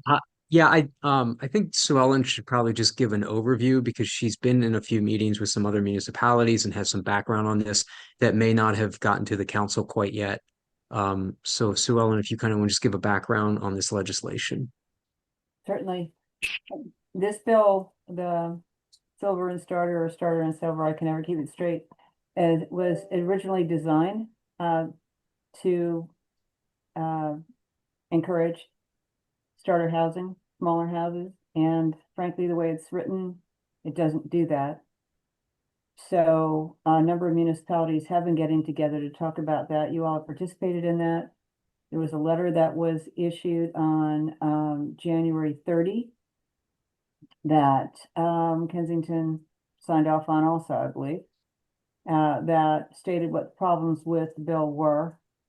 MML, through their legislative committee took this up about 10 days ago and voted to oppose the bill because it, for a couple of reasons, it doesn't actually accomplish what it's supposed to be accomplishing, and it also runs right over the sovereignty of municipalities in terms of zoning and local control. So last night, there are various groups that have been working to come up with bring the position forward about support with amendment, because you take yourself away from the table without doing that. Generally, that's the thought. If you just say, no, we don't like this, then you take yourself out of the conversation. So MML decided to go ahead with a support with amendments, as have a number of other jurisdictions. The city of Gaithersburg, and I saw that is something that you at least have access to. It put together a fairly good recitation of what's wrong with the bill and suggested amendments to make that better. And they dealt generally with limiting the setbacks, limiting what can happen with the townhouses, making it clear that townhouses have to be have vertical walls, not townhouses, a number of other protections. MACO, the organization that has that works for the counties, has been concerned also about this bill because they look at the level, a lot of them, of whether water and sewer will serve the property. And without that, the density was too much. So they've been weighing in also. MML, instead of, as part of suggesting amendments, came out last night with a different way of doing this. They pulled in the MACO changes, and instead of pulling in some of the Gaithersburg suggested changes about the setbacks, lot coverage, things of that nature, they've in essence said that it doesn't apply, that their amendments say it doesn't apply to municipalities. And therefore you would retain your ability to have control of setbacks, lot coverage, and other requirements. So that's their proposal. So there are a number of moving parts. The first hearing on this is this Thursday afternoon. I know that there will be folks down there to testify on this. MML and NACO, I believe, are in concert in terms of what they're proposing, which is the one that came out last night. It also wouldn't apply to counties of less than 150,000 people, the bill. The thought is that the governor will want something adopted this year. It's an election year, and the thought is that there's focus not only on local elections, but also on national ones.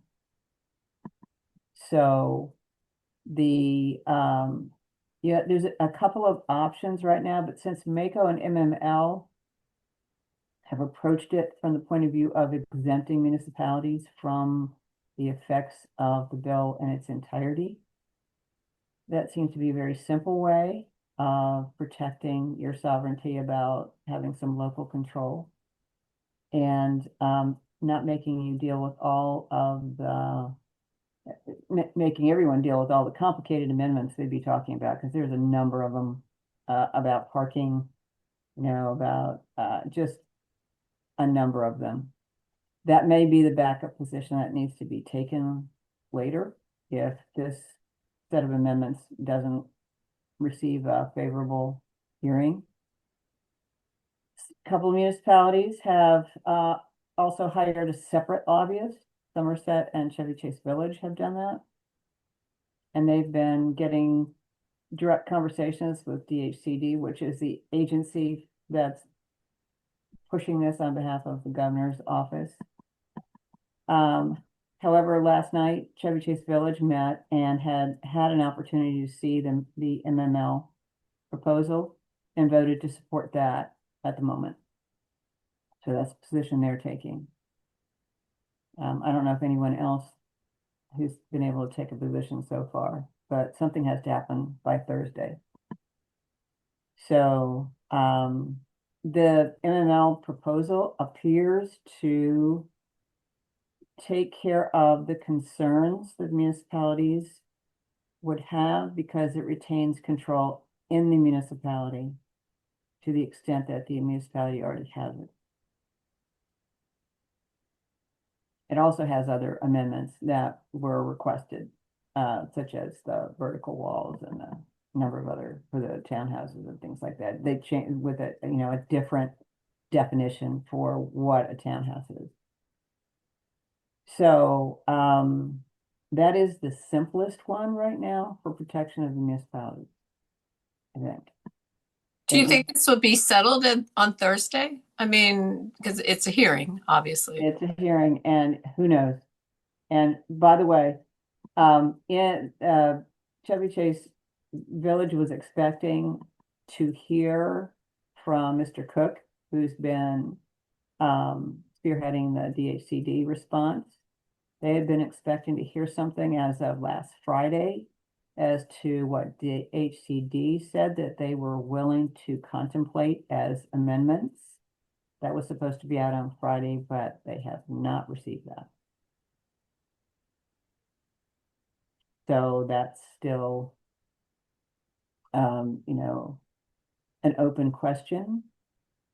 And although I think there has been some indication that they realize that the bill that they have put together actually incentivizes McMansions based on how they've done it. So that I think they will have to recognize that because it doesn't do what the governor wants it to do, which is to incentivize smaller houses. It does the opposite. In these two things, sorry?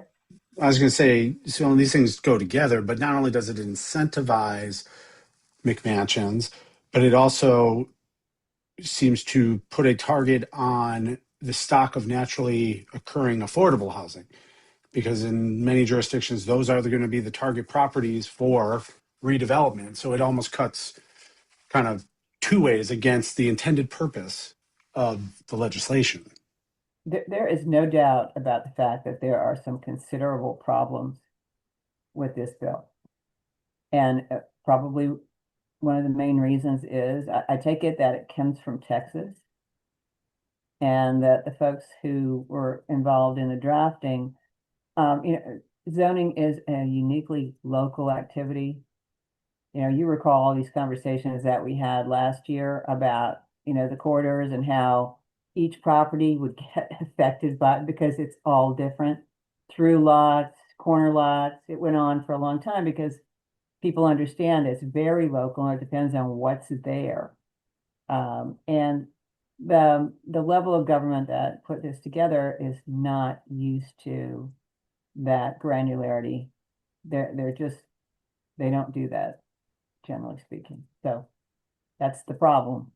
So everyone knows that there's problem. The question is how to fix them. And I think there should be some willingness on the part of the governor's office to at least not adopt something that has the opposite effect of what they want. The question is, how much further are they willing to go? They have also acknowledged that they have no trouble running over sovereignty of the municipalities and zoning matters, contrary to what happened last year with the bill that was approved just about unanimously in both houses, retaining municipal control to a certain level. So I don't know, Mayor. The answer to the question is, will it get resolved on Thursday? No. Okay. But hopefully we get a better, somewhat better idea of how DHCD is going to respond to this, because they have not so far come out with what they're willing to live with. Well, I do know there's no such thing as a good bill writer anymore. Bills that are being written now are just terrible. I mean, even on the national level, they write bills that don't cover everything that needs to be, dealt with. Well, mainly, you have to write it yourself. Yeah.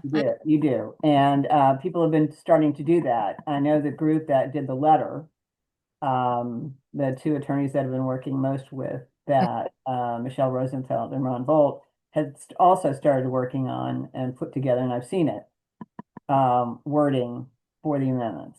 Okay. Right. But, having the lobbying arm of NACO and MML behind something can get you further. And the wording that they put together does seem to protect the municipalities, which is your interest, your primary interest. So, Can I ask a quick question? How likely are they to accept that exemption, though? Because isn't the whole point to densify, and you're going to densify mostly in the municipalities, right? So doesn't it totally undercut what is the intended purpose, other than the fact that, what Connor was talking about, incentivizes McMansions, so it's not actually reaching the purpose. But are they likely to accept that? I don't know. There's a lot of folks that are talking to their legislators about this one. Yeah, and that was the other question I was going to say. Do we know where our D18 delegation is on this issue? Or, I mean, I haven't heard anything or seen anything. Everyone is being very coy. That's the report from last night. That was reported on at the Chevy Chase Village meeting. They're all still being very coy and close to the vest about what they want to do. And I think if I were in their seat, I'd want to see it too. They'd like to hear, now that the governor's office is aware of, or DHCD is aware of the problems that this bill causes, what are they willing to give on? And, at least to the municipalities, they have not answered that question. I don't think to the counties yet. I don't know if they've said anything at the state level yet. Okay. And none of the council members or mayor, you guys haven't talked to D18 at all? I have not. No, Barney Rush, well, Connor may have, but I know he's talked to Emily Shetty, and Barney Rush, mayor of Chevy Chase, town of Chevy Chase, has talked to Jarrett, and he's Sue Ellen's right. They're not, they mostly said, well, I don't know that much about the bill. I'm just now reading it. And, so there is kind of this, have to look at it, before I make a decision. But Yeah, Jarrett represents more municipalities than anybody else. Yeah, I'm surprised that Yeah. they're, okay. Yeah. No, I mean, I think in fairness, right? I did speak with Emily Shetty, and I, not to put words into her mouth, but I think the other thing that is unique to this year's cycle is that the new speaker changed up the structure of committees and the assignment of committees, and that reshuffle, many, and certainly our District 18 people, all got reassigned to new committees and are learning those bills and had to do it more or less on day one of the session. And so I think in fairness to my conversation with Emily Shetty, her point was like,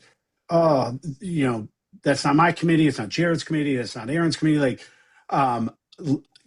yeah, I haven't been tracking that bill because it's not coming through my committee, and it kind of, came in a stream that, isn't her central focal point. But I believe her.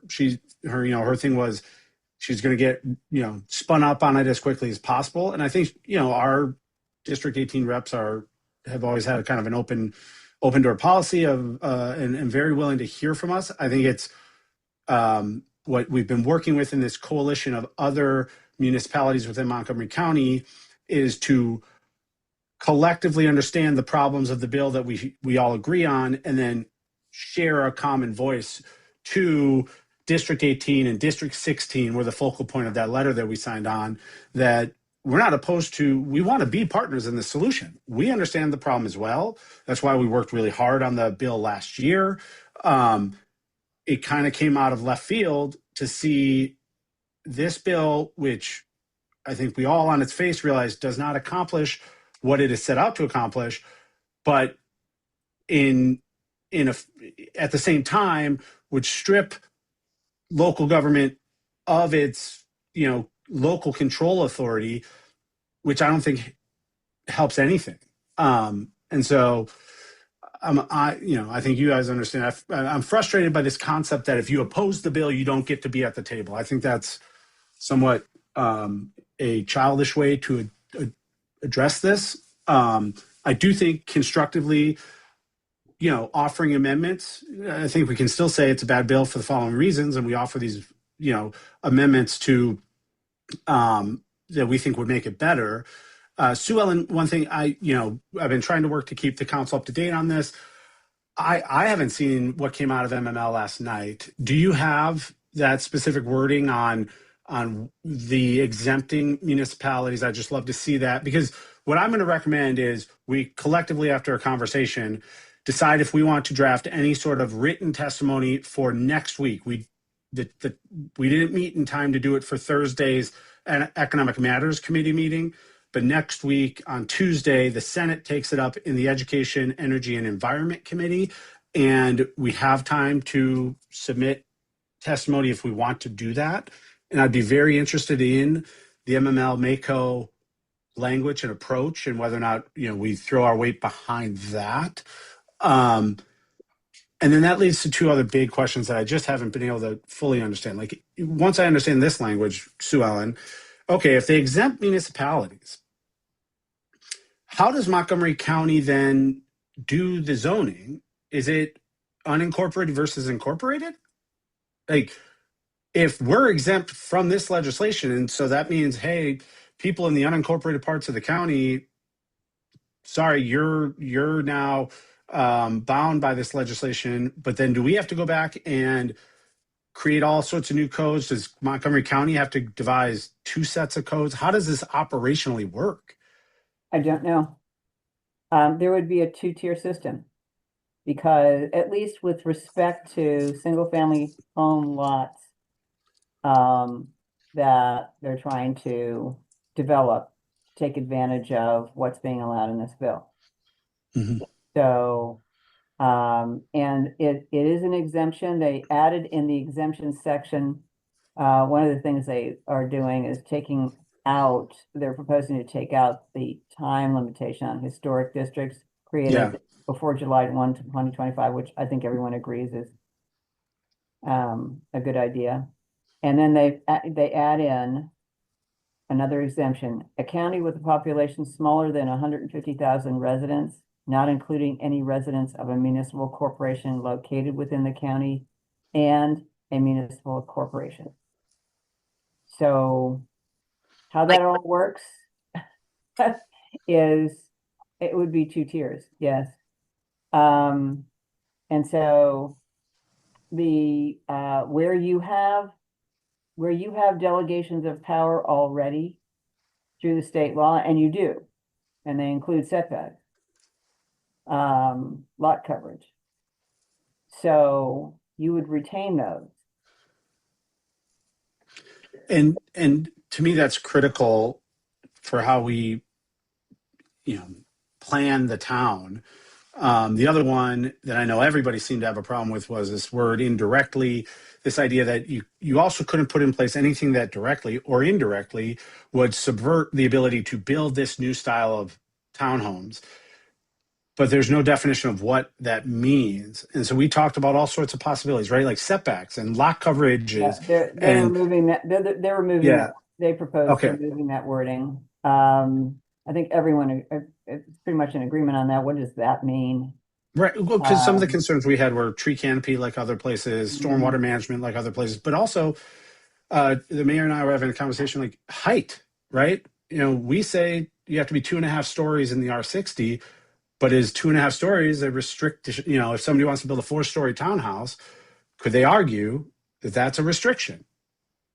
I could build it and the market could sell it if it was 4 stories, 45 feet, which is a very different type of structure within the R60 than what is currently permissible. That's the biggest thing I'm afraid of, because, you know, they take the side setbacks and then next year they'll take height setbacks, or the height, you know, allowable heights. They'll change that because they're not getting what they want. And that, you know, or a developer can just argue that that's limiting them in being able Right. to develop in any event. And so it impacts their ability. Right. And therefore it's not valid. yeah, or I can't build it. I'm yeah. not providing enough parking. Well, they screw us with that all the time too. You know, I'm building a shopping center, but I don't have to provide enough parking. So now it becomes our problem. Right. So this came around at 6:07 p.m. last night, and I think Matt can send it to everybody. Yeah, they haven't Is seen it on a dispatch? I don't remember getting it. It came from MML, Governor's Housing Bill Memo. It must Yeah, I have, don't know what the distribution Tracy, list is. Yeah, I don't Probably know. have it. it might be in the dispatch. Connor, I think that's the email you forwarded on with your traffic. Isn't it the bottom of that?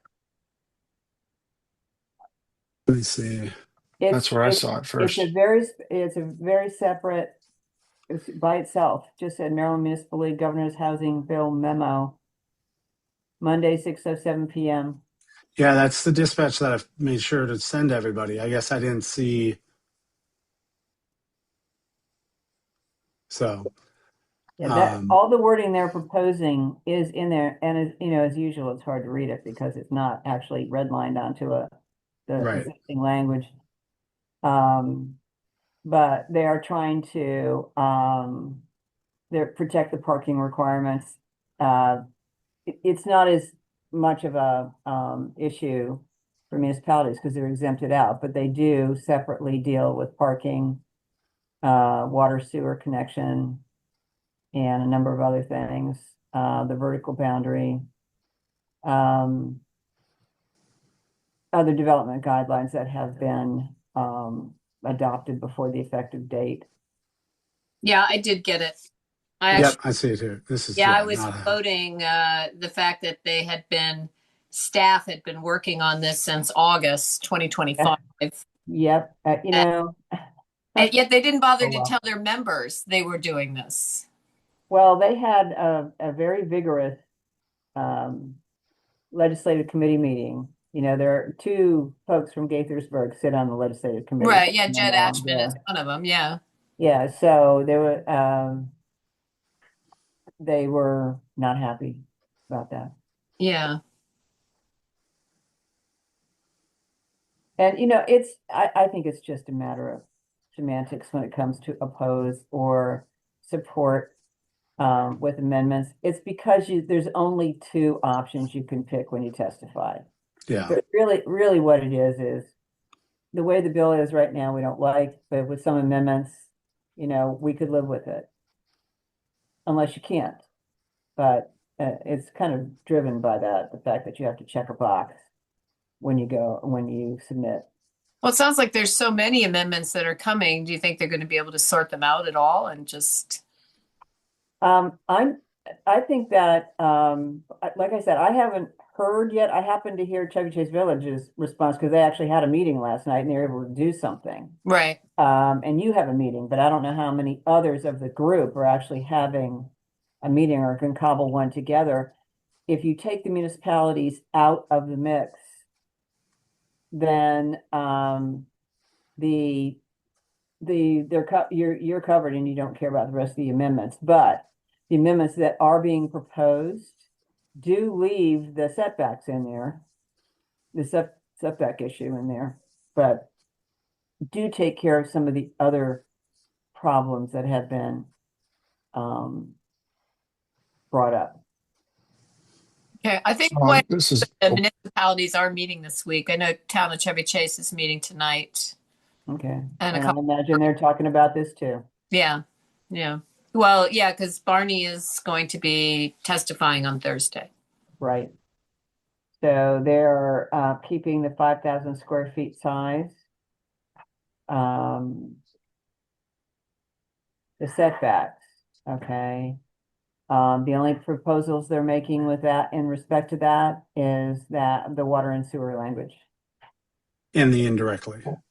Yes, Oh, and they're they striking do that all the way ADUs. through. Yeah. They also want to remove ADUs. Yeah, and from the- and that's a good catch too. And that is something the state should definitely agree to. That's those accessory dwelling units. They're already taken care of, and then there's other accessory buildings that Structures, shouldn't yeah. be, yeah, that shouldn't be involved in this. So, but the setback issue is there. They didn't try to take that out. So, So is essentially the question, Connor, going back to what you posed a minute ago, whether we want to submit testimony next week to go on the record beyond how you've gone on the record as a signatory for the letter. Yeah, the letter though only went to District 18 and District 16 representatives to let them know how the municipalities within there felt about it, make sure that they were aware, and kind of opening their eyes to the bills. The testimony would go to the direct committees with oversight. And, my thought is we've been active in the letters. We were active last year with the legislation, with the state, with preserving our rights around the R60 and townhomes, and that was an overwhelmingly supported bill. I mean, we worked really hard to get to a middle ground that everybody supported, both at the municipal level and at the state level.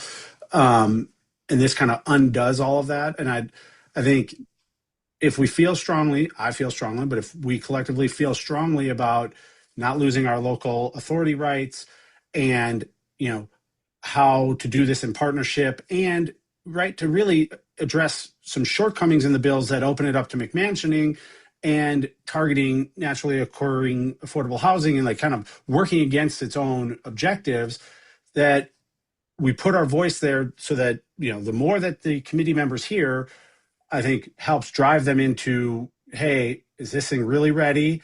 Is there maybe a smaller version of this that's ready to pass this year? That helps Maryland, at least put a marker on the wall that it is working toward, the housing crisis within the state, but recognizing that one, a lot more work probably needs to be done, and two, that the partners at the county, at least those over 150,000, and even the municipalities, like we can still be partners on this, right? We can understand that you guys want to use smaller lot sizes, you want to introduce townhouses into the R60 or into the residential single family home areas.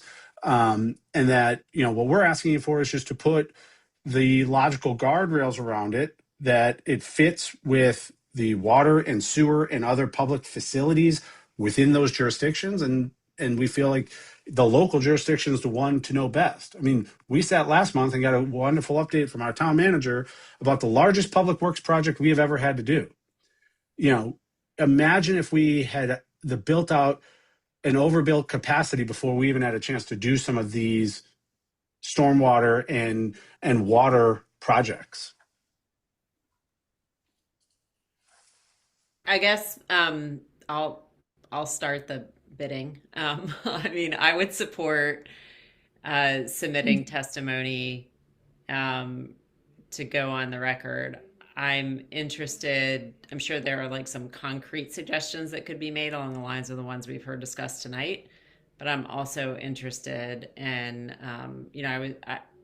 putting forth like a bigger concept, which is to encourage them to look at ways to incentivize local jurisdictions to produce housing that meets these goals of more attainable for different income brackets and different types of families, but to do it in a way that preserves that local character and ability to have a say in the development. So I'm going back to the letter that the mayor from Sykesville shared, that you shared, Tracy. Yeah. So something along those lines, I think I would like us to convey if we're going to do this. Well, I think by supporting infrastructure like the Summit Avenue extension, you can now create new areas within the down counties to bring in more housing. That's part of the, infrastructure is everything. And, small towns, we don't have, that type of money to do it. So I think that's something that should be additionally, that will help to incentivize that people are, want to build there. The other thing I'd be interested in, and Sue Ellen, I think this has come up, at least recognized and acknowledged by several other jurisdictions, is, if what we're trying to do is promote townhouses as a way to create more lowercase a affordable units that are just lower price types of housing, then maybe it's leave the zoning alone for single family the way it is, but allow kind of bonus density for townhouses. The idea that, hey, the setbacks are the setbacks and they're fine.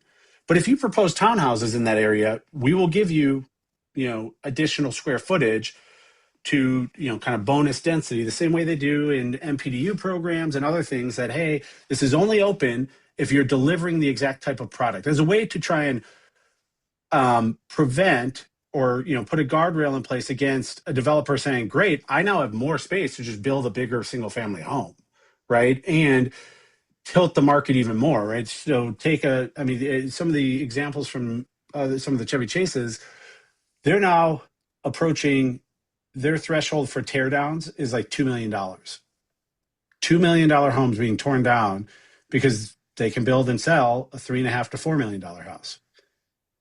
And so I'm trying to figure out a way to encourage the type of delivery of townhouses that will be at a lower price point, but not encourage the backdoor way into bigger homes that take up more of the lot, and encourage the state to think about it that way.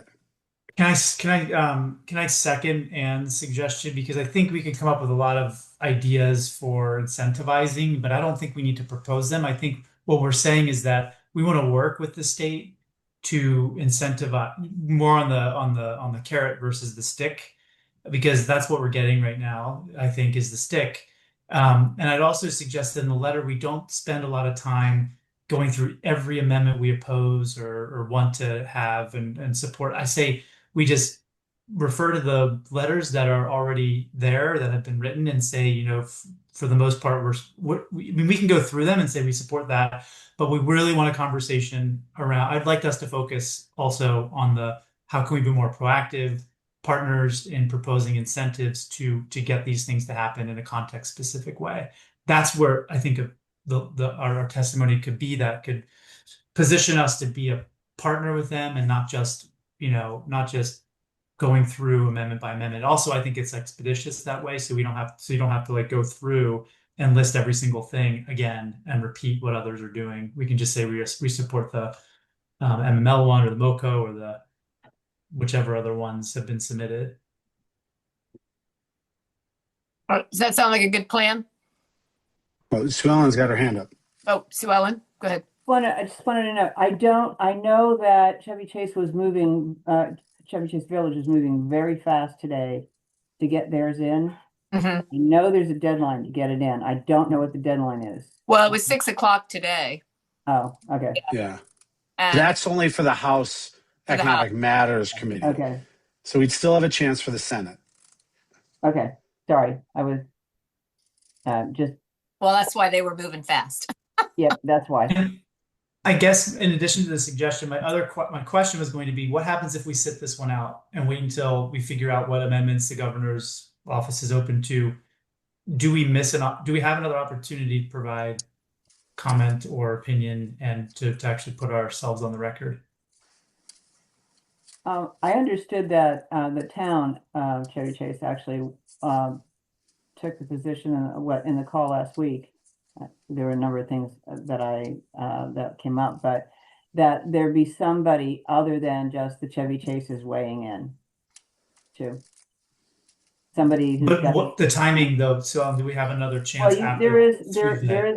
as Connor said, there's the Senate side looks at this next week. Yeah, But so I'm saying after Tuesday. we're going to have to do this next week. There's only the 2 hearings, I think. One in the House, one in the Senate. Because this is one of many, many bills. Yeah, and I wouldn't want to sit this one out. Granted, Nate and Ann, I agree. I want to focus on the positive of like addressing the problem and being constructive. But I personally, as one elected member, really have heartburn, using polite words, with the trotting on municipal authority and the stripping of our local control. And I do believe strongly that I don't want to sit this one out. I want the Senate Triple E committee to know, like, the town of Kensington is not okay with this. We're okay with helping. And in fact, in a weird way, we have been trying to drive the conversation of diversified housing. And I think we have been leaning forward into bringing different types of housing here and been really open to it. But at the same time, this is not the way to do it by just superseding local control altogether. Yeah, no, I couldn't agree with you more. That's a message that we have to send, and I fully agree with the sentiments about taking away that ability of us to kind of have that self-governing Well, ability. I mean, look what we went through with the cannabis. We don't have any rights on that. But people are going to expect, take more, huh? and then to take more away, or to take something away we have that's very Right. limited already. Yeah. No, I agree. But my point was, I think, more about just saying, yeah, there's reasons we disagree, and here they're all referred to. Look at that. But this could be, we're a constructive partner in doing this the right way, which you're not right now. That was the only point about just really focusing on the positive. Well, ADUs was supposed to solve the problem. It didn't solve the problem because they're too expensive to build. And then the duplex. Well, how many duplexes have gone up? Well, not very many. None that I know of. And so now they think 4 townhouses, on DuPont Avenue and at 45 feet high is going to help. I mean, I think people will be outraged. I am. I live in a townhouse. I'd be outraged. So, I think taking what little control we do have away from us what else do we have left? Garbage. That's what we do. Pick up trash. I mean, especially for other municipalities that don't have, what we have. Parks. Yeah. I mean, Chevy Chase View doesn't have a park. They don't own anything over there. So, all right. So I think we're in agreement. Connor, you want to draft? I think this, Stuart send it was around? maybe coming in. Who? No, I support Councilmember Lichter's approach. I think we owe it to and I know, Nate, you were just asking the question, so I don't want to, cast disparaging comments towards you about sitting this one out. I think we owe it to our constituents to be on the record on this, to be honest with you. I'd certainly want to have a record of the town advocating for this in a way that makes sense. I think we all collectively want to help, to Connor's point. help contribute to the solution here, but there's the right way to do this and there's not the right way to do this. They've chosen a path, so we should be constructive in our feedback. But I support some correspondence on this for sure. Okay. And part of it, this is kind of an aside. Have people paid attention to the zoning issue going on in Fairfax County with there's a house that put an addition that is essentially a solid wall. So if you haven't, you should look at it because it's completely allowable. It juts out to the front because they now can go for, they worked on some missing middle stuff and they inadvertently opened up their zoning to where it can come in front of the front plane of the existing home and its neighboring homes and can go to, like 40 feet high or 35 feet high. And so the house next door now gets zero sunlight entirely. If you haven't seen the pictures, What's the Google of that? No, there's a Washington Post article. A lot of pictures. Yeah. What I was going to do, I will share my screen for a moment. It doesn't matter, but it's worth seeing because that is one of my fears. Is like this is a completely permissible thing. Now it got stopped because they're going to look over every inch of this thing, but it was built seemingly to code. Things are moving fast. I'm happy to work on a draft. Sue Ellen, if I can, reach out to you tomorrow, and I'll probably reach out to a few others who have drafted it to get kind of the language and make sure we're current on things, and we can put together a quick written testimony and circulate it, and with a goal of submitting it by close of business Friday, Matt. I think that's the deadline because it's a Tuesday hearing. So. Yeah, Monday's a holiday, so. Yeah. I will confirm the submission timeline. Okay. If it's Thursday, I'll let people know, but I will work on a draft of it and send it around. With the idea being the draft is we support that which has already been submitted by, like the city of Gaithersburg, or I will talk to Chevy Chase and see what they came up with today. And as well, Sue Ellen, language around, supporting MML and MACO's position if those are things that are already submitted, if we know that. Does anybody in the audience, do they have any questions before we? Okay, not seeing any hands. All right, thank you. Good conversation. Thanks, Connor, for doing it. Thank you. Since it's 9:15, I'm going to go ahead and do public appearances before the council gives their reports, their updates.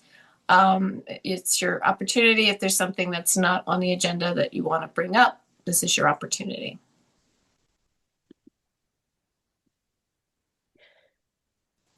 Joe? Thank you, Mayor. I think the town's crew deserves a lot of kudos for their fine work in snow removal this past couple of weeks.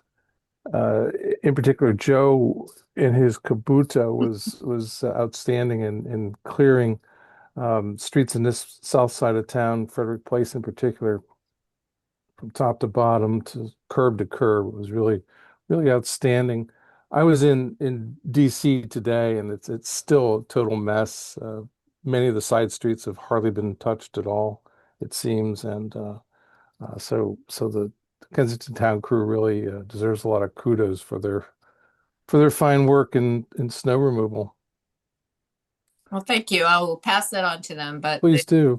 Please. Yeah, I've had more compliments from people who live outside the town about how great we look. I mean, it's not perfect, obviously, because snow is not perfect. It was a tough snow, and Snowcrete was very exceptional and very unusual. And and some of Jason sent me one on Perry Avenue, a picture of Joe removing the most biggest boulder of ice I've ever seen, and he was trying to break it up because it was so big, and it was amazing. Said earlier, 85 truckloads of ice.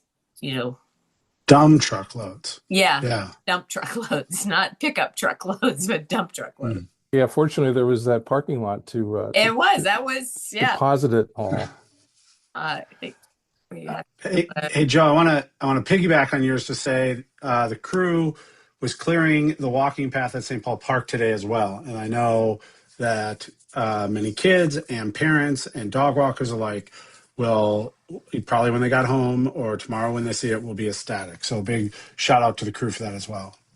yeah, I think they only did the upper side. I don't think they did the full roundabout, but No, they were doing the full roundabout were when I they left at good? 2:30. Yeah, they were Okay, making the. excellent, excellent. Does anybody know what happened with WSSC crews were out? This is almost 2 weeks ago on a Thursday night. They were out way late into the night, and it was down by Kensington Parkway at the intersection with Frederick Avenue. And I couldn't tell what the work was all about, but it certainly went on late into the night. And was this a water main break, or was this related to the sewage project that they've been working on? I couldn't tell, but it certainly was um, a lengthy and unusual sort of bit of work that they were doing. And I think this was on the 29th of January, Thursday night. We were not given any updates from WSSC. There's definitely not a water main break that we would know about. I'm going to assume that it had something to do with the sewage break. We are having a meeting on the 17th that Right. is being Yeah. shut out. So that would be an opportunity to ask that question. Yeah, it was very unusual. Well, it And was very cold, so it could have been that they were just really checking everything to make sure everything was moving. they were doing some sort of work, and Yeah. it just went on late. A final question. I was just wondering if anybody could clarify the contradictory messaging that went out 2 weeks ago about the trash and recycling pickup. It was off again, then on again, and it seemed like ecology was, uh, not giving clear messaging about what it had in mind. Well, I don't think it was ecology. I think the fact that they were closed on Monday and we posted that we might get a pickup, we weren't sure. Right. And when Alex called, they didn't answer the phone. So, because they didn't probably have anybody get in the office, but they just showed up, which was great. So Well, they did their job. They just weren't able to communicate with us because we weren't open on Monday either. The office. okay. Yeah, well, some of us didn't set the stuff out, and Well, thank God we get another pickup on Friday. That's right. I agree with you, Mayor. Yeah. Thank God for the Friday pickups. Yeah. Darren Bartram is in the audience tonight, so He's a Friday, I think. yeah, that's right. He was a big Friday advocate, and I think we should keep in mind his wisdom on that matter. Thank you, Mayor. You're welcome. Okay. Is there anybody else? Okay. Oh, I'm sorry, Leslie. Oh, Put yeah, up a real hand. I didn't see. I don't know. Yeah, I I'm don't know looking where for a that little is. yellow hand. I don't know where that is. So real quick, just I couldn't get everything organized here. My comment on the housing, it just seems like that came out of nowhere. And so I'm really support anything the council can do to kind of keep us online where we were on the last go around when thousands of people showed up and all had good comments, and it just seems like they've reworded it and they've thrown it back out. So anyway, that's my thought on that. And the walkway at St. Paul Park is done. It's great. I used it. And now my real comment. Returning home on Sunday night, my turn is Connecticut Avenue right on Pliers Mill. Only the traffic was all backed up all the way back to Knowles. And finally, when we got up to Pliers Mill, it seemed that the right lane was blocked. And then as you went around, you noticed that all the cars had their lights on blinking because right there's a wings place. And of course, in Super Bowl. So this might be a one-time thing, but there were 10 cars stopped. It doesn't work because that lane has to turn right. So you can't have everybody merging onto the other back and forth, cars coming out. I don't know what can be done, but I would hate for this to turn out to be that George Avenue car wash scenario. And how often it happens, I don't know. Maybe this was exaggerated. I don't know who you can contact or what can be But done? I hate to have signs plastered all over, no stopping, but yeah, I think that would, I mean, you would have to call the, the police, hopefully the non-emergency number, because they are illegally parking. But I do think it had more to do with the Super Bowl, so that's a once a year thing. But well, now we know that that might be a problem, and we could alert the police that they should be around. But it wasn't just that they were there, they were also, the parking lot was, because I actually drove that way too, because I was going down Pliers Mill, and the parking lot was full. That was crazy. The 7-Eleven parking lot was crazy. So I feel great for Buffalo Wild Wings because they had good business at night, but my business. but otherwise, it's like, wow, that was. I think Connor, you got a phone call, didn't you, from somebody? I got a phone call. Yeah. And yeah, same thing. I mean, Tracy and I talked about this Monday. I guess that's only yesterday to this very point. And so, Leslie, we were already thinking about if it's a one-time thing. I mean, certainly to the extent you saw it as a one-time thing. I have seen cars, right, like, delivery drivers who don't understand the area, and they just stop thinking, I'll be just a minute. Sometimes it is. It doesn't make it right. Sometimes they get in and their order's not ready, and they just sit there. And we already know how bad the traffic is. So I think it's worth one of those, like, hey, back of the memory, we can get to February of next year, talk to our partners at District 4. Can they have an officer just keep an eye on it? I don't know. Maybe it's we put out one sign on Super Bowl Sunday, a scare tactic. If you stop here, you will be ticketed. I don't know. Maybe that's enough to get them to not do it. But yeah, it was bad. It was bad. Well, I do think the food pickup guys, they got a tough job. They got to do it fast, in and out. But I was over at the Triangle Shopping Center and went in to get something at Donut King. When I came out, there was a car parked right behind my car. And I'm like, what's going on? And then 5 minutes later, this guy comes out. He was picking up food because there was no parking. He just blocked me in. So it's, frustrating. Well, okay, I just thought I'd mention yeah, it. yes, It's, thank you. not going to work. I know. All right, thank you very much. Okay, I don't see any real hands and I don't see any little yellow hands, so I think we can move on. Okay, let's see. I got some reports from the council on what you guys are up to. Who wants to start? Okay, don't all raise your hand. So I'm going to go with Stuart because he looks like he wants to talk. Sweet. I'll be brief. Hey, for everybody, there's a number of pedestrian safety, traffic safety bills that are currently before the Maryland House and Senate during this legislative session. We're keeping an eye on those over in the Mobility Traffic Committee. We've reviewed a couple of them, more to follow. So look for us to kind of just submit some thoughts on these bills to the council, and hopefully we can pass on some correspondence to our District 18 reps. Two of note that come through.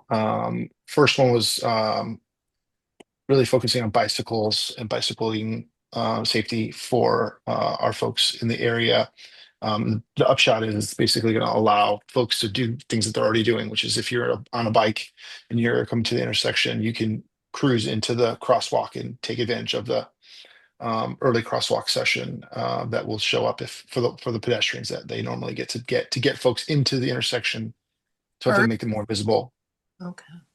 So that's one of them. We think that makes sense. The committee took a look at that, and we think that the bill as it written is it makes sense. And so overwhelming support from the committee on that one. The other item that we're kind of looking at is automated enforcement reciprocity, and this actually was one of the recommendations, one of the initiatives from MCDOT, and we talked to Jonathan Rogers over there. He asked us for our support on this. It basically will allow Maryland to enter into reciprocal agreements for automated traffic enforcement, which we think makes sense for our area.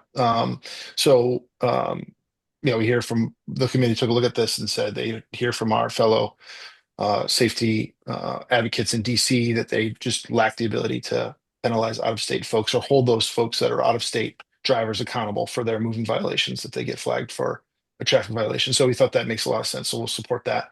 And the final one that I've submitted to the committee, and I'll give you guys a preview, I think it's going to get some success, is referring to the Vulnerable Road User Protection Act of 2026. And this is really a new program that would allow automated speed enforcement in high-risk areas to improve safety for vulnerable road users. So the gist is if this MCDOT designates an area of road as a high-risk area, it will allow local jurisdictions to potentially I'm sorry, is it they designate a designated safety corridor? It'll allow local jurisdictions to potentially set up automated traffic enforcement. And so I was thinking specifically of 190, 193 and 185 in our area as potential areas where we could increase some automated traffic enforcement. So I think there's a lot to be said about that one.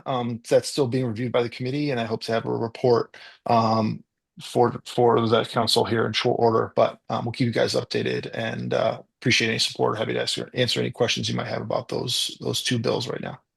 Sure. Just to clarify, I think you are asking to write a letter of support for the town, right? For these, that's the course of action.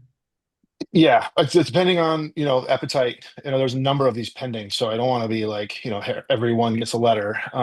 So maybe we can either take it to the District 18 leadership when we get through all of them, or we can do them one at a time if that's what the council would like to do. But I would like to, consistent with our recent success in advocacy, we'd like to keep doing that if possible, to keep our priorities front and center if possible.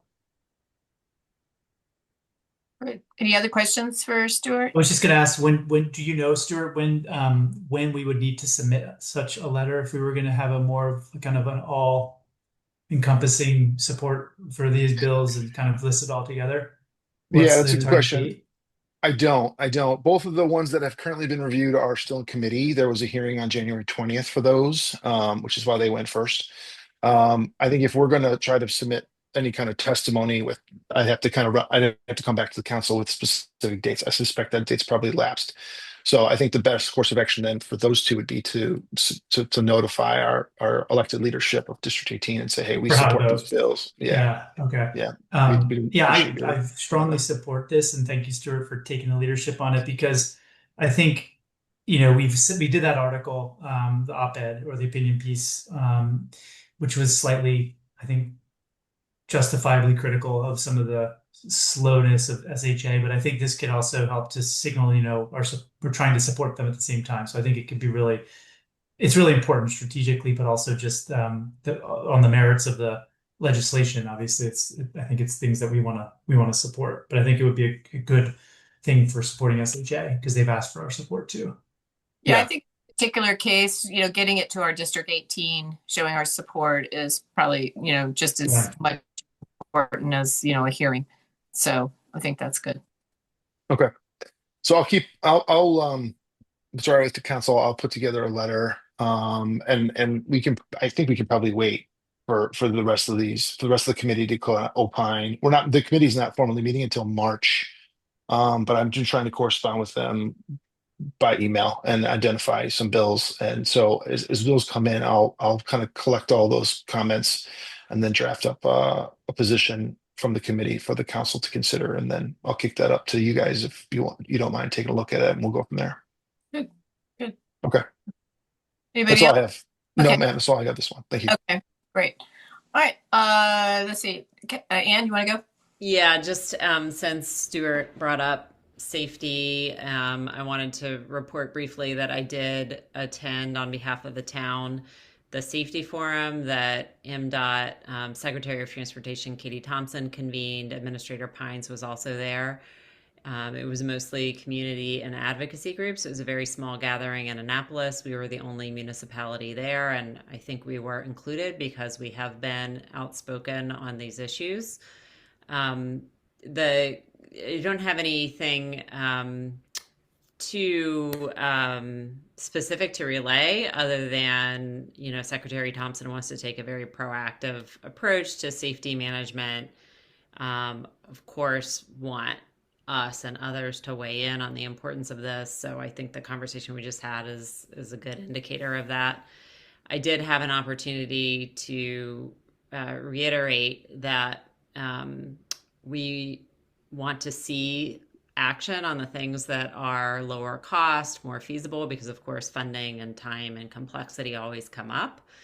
And though you have a quarterly meeting with SHA coming up and they already have the agenda, Nate had sent it to me. I printed it out and I handed it to Administrator Pines, who was sitting next to me, as an example of the types of things that we want to see advanced. So I'm happy to talk more in detail about that later, but in the interest of time, just wanted to give that brief update. And Stuart, I'm happy to fill you in more. Other quick update would be that the parking task force, we did get the parking management consultant RFP posted with the help of town staff. It is out now. And closes, I think, early March, and there will be a pre-proposal conference for vendors to ask questions next week, February 19th.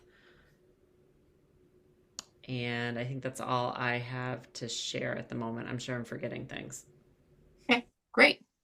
Nate? Yeah, just two quick ones. So thanks Ann for attending that roundtable.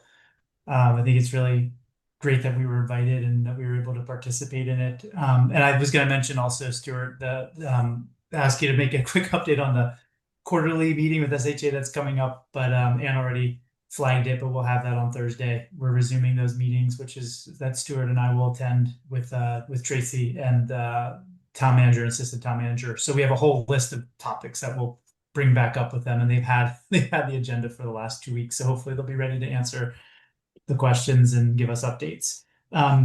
The other thing I wanted to just update was that today, as Tracy alluded to in the beginning of the meeting, I gave testimony at the capital improvements budget county council meeting where they were taking public testimony. I testified on behalf of the town for the Summit Avenue extension project. So I had my 3 minutes that were very carefully used, and we had, I think, hopefully we can, maybe we can include in somehow the testimony, but it was, I think, you never know how it's received, but we were getting a lot of nods and people knew why we were there. We do it every year. This was my first time testifying for Summit Avenue extension, but we appreciated Mayor Furman being there, and also to Connor for leading the drafting of the testimony.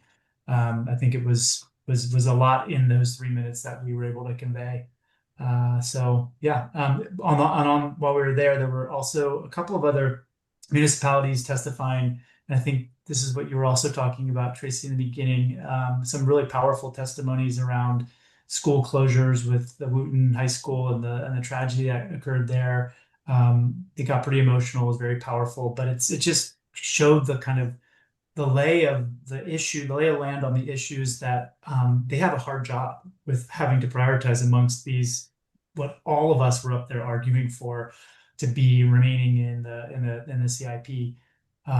So hopefully they'll be on our side again, and I guess we'll see the outcomes sometime soon.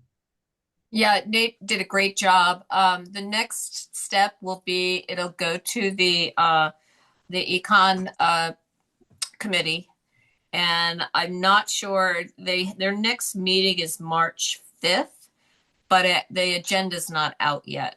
So I know Connor and I went last year. You don't get to talk. You get to sit there and look at them and say, I dare you to not accept my project. not vote for it. So we can go back up. I'm happy to do that. Yeah, so I will keep an eye out on that agenda for the 5th. I did notice also that Econ and the T&E committee are meeting March 9th.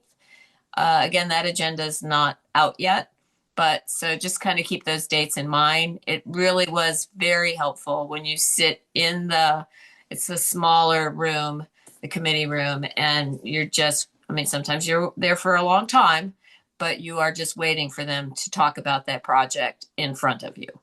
And that is very powerful. So, I'll I'll watch that, Nate, and I'll let you know when I see it.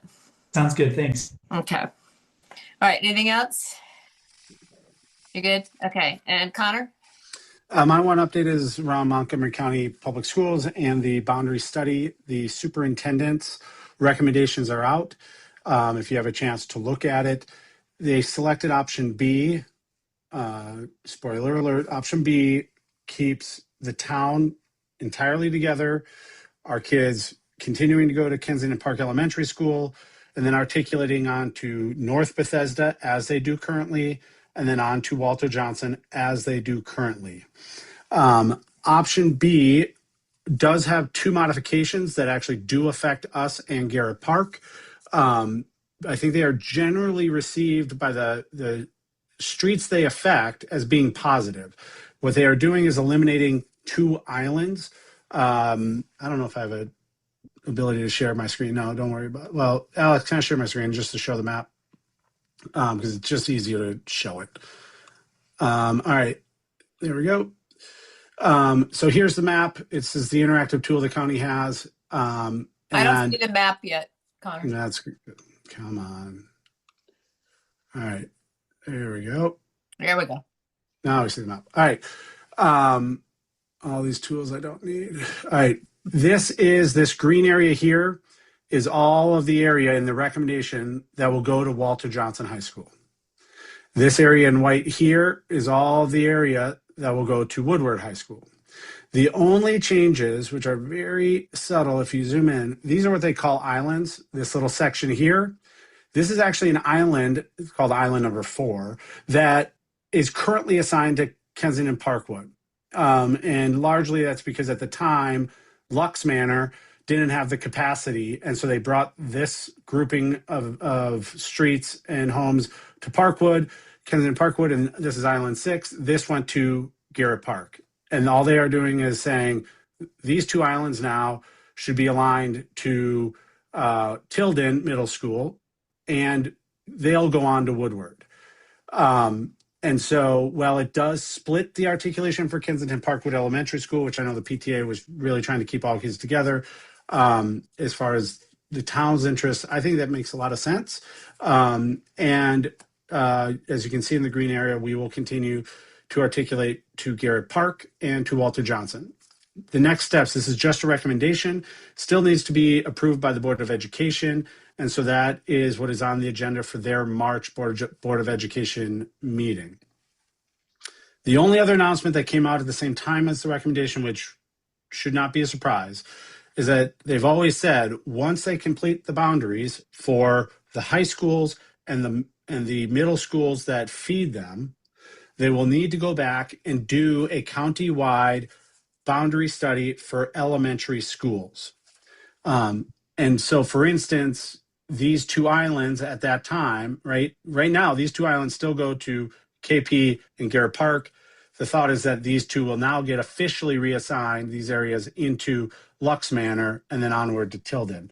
But they will look at the entire county. That will kick off next year. It'll be a similar process to what we just went through, only they will work to complete that entire boundary assessment and recommendations within a 1-year cycle. So starting next year and completing by 2028. Okay. All right. Any questions about any of the reports? Okay, I'm not seeing any hands. Connor, I'm sorry. Was that all you were reporting? Okay, cool. All right. Well, let's keep moving. Matt, you have an update on the St. Paul Street storm drain project that got held up because of So real quick, prior to the snow, we have installed an inlet on Madison Street, a new inlet on Decatur, and they started the inlets on St. Paul. Once kind of the snow melts back, we'll be able to move forward. I know there was some comments with regards to some of the excavation that we had done, expanding the width of the street to 26 feet. We did address those directly with the residents that communicated with us once they understood what we were doing. I guess there's, we dug up the road. They were a little concerned. They were trying to see where the curb line was. We did get a comment from a couple of residents and were able to kind of give them a better idea of what we were doing on St. Paul. So. Great.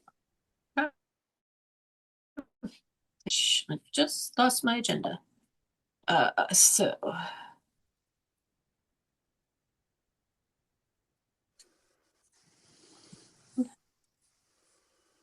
We're at ordinances and resolutions, Mayor. there.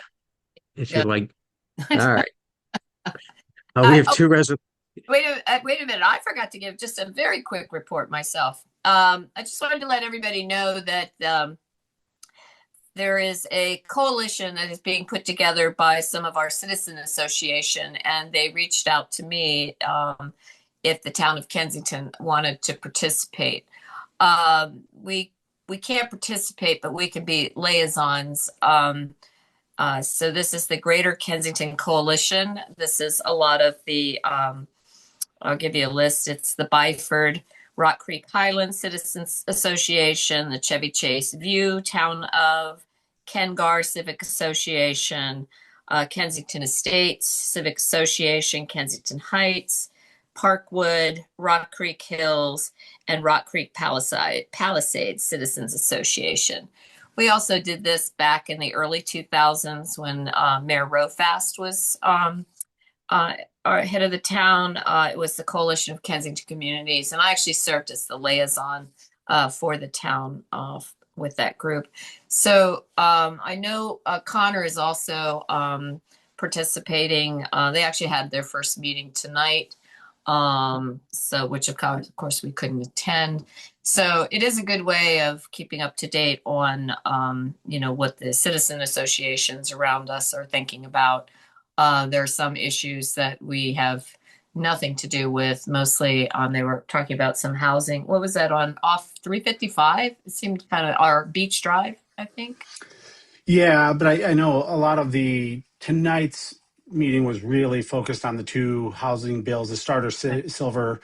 Ironically, I've gotten a few messages. They were trying to figure out committees' jurisdiction and membership, and so I was able to show them how to look it up on the state legislative website to show them that our District 18 has no members of either committees of jurisdiction. That was their big thing of how much outreach to do. But right now it seems to be spun up about these new housing bills at the state level. Right. So it's we're not members. We're just associating ourselves, just kind of keep track of what they're up to. So anyway, so I just wanted to make sure I brought that to everybody's attention. And Alex, were you able to talk to Shannonbaum? Did they ever get back to you? They have not responded to me yet. Okay, I was just trying to get an update on the Antique Row sign. So okay, all right, that's all I've got. So yes, let's move on to ordinance, resolutions, and regulations. Matt. Thank you, Mayor. We have two resolutions this evening. The first one is resolution number R-01. 2026, a resolution of the Kensington Town Council confirming appointments made by the mayor to the town's Ethics Commission. This is to reappoint Mike McCurry to the Ethics Commission. Deborah Ecker and Tina Sherman's terms will continue as previously appointed. Okay. Is there a motion to approve? I move to approve resolution number R-01-2026. Okay, is there a second? Second. All those in favor? Aye. Okay, thank you very much. Number 2. Thank you, Council. Resolution number R-02-2026, a resolution of the Mayor and Town Council of Kensington authorizing a contract agreement with Brutus and Associates for a hydrologic and hydraulic H&H analysis for the existing bridge along Kensington Parkway. That bridge is listed as MK-03 to review for a potential flooding hazard once the stream bed is returned to as-built conditions by WSSC. I will explain this a little more in detail. The plan that WSSC has proposed to repair the existing sewer line, which they'll have a meeting about next week. The engineering project manager for WSSC is concerned about some potential flooding. The reason why is there's about 5.5 feet of scouring beneath the sewer line. Their plan as of right now is to build it to an as-built standard, basically replace the 5.5 feet of scouring beneath the pipe to solidify it. Their concern is that the existing culvert is not large enough for the volume of water during certain rain events.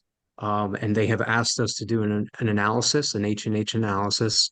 So that's what the proposal is from Brutus. I will tell you, we received an email from Suguru, who's the project manager, late this afternoon. They may change the project. We are going to ask to have a meeting with them and Anchor, who is our engineer with Brutus and Associates, to clarify this by the end of the week.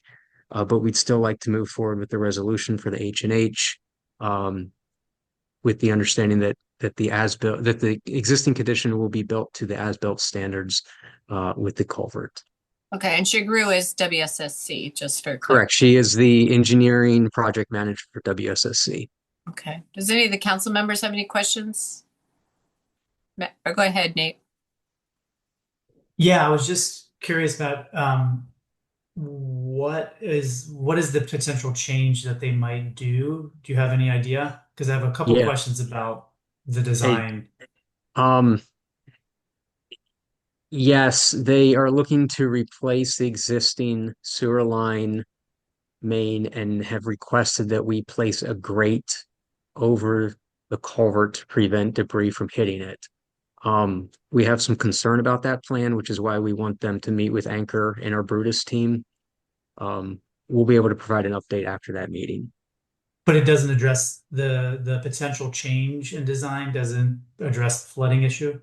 No, So it does not. that's my question is why are we settling for an as-built remedy for this when we know it's going to just cause the problem over again and probably more quickly? I don't quite understand why they would design this and say, oh, it's going to flood. So then you've got to come up with some other solution. It just seems completely wasteful. I think they're just trying to meet their minimum requirements of replacing the sewer line.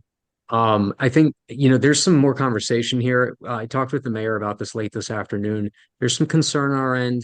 We'd like to have this meeting with Sugru and our team over at Brutus to kind of get a better idea what they're thinking. It's pretty clear that if they were to move forward with the as-built conditions, there's going to be some significant flooding where we don't see it currently. That's the concern on our end, which is why we're requesting the H&H analysis from Brutus. I think their thinking is if they just replace the sewer line as is and then have us put a grate, it won't have the flooding issues that they're concerned about, but it's also not going to stop the problem. It's not going to stop debris from building up at the grate. And then who's the responsible party for the grate? Clearly it's Parks, although they've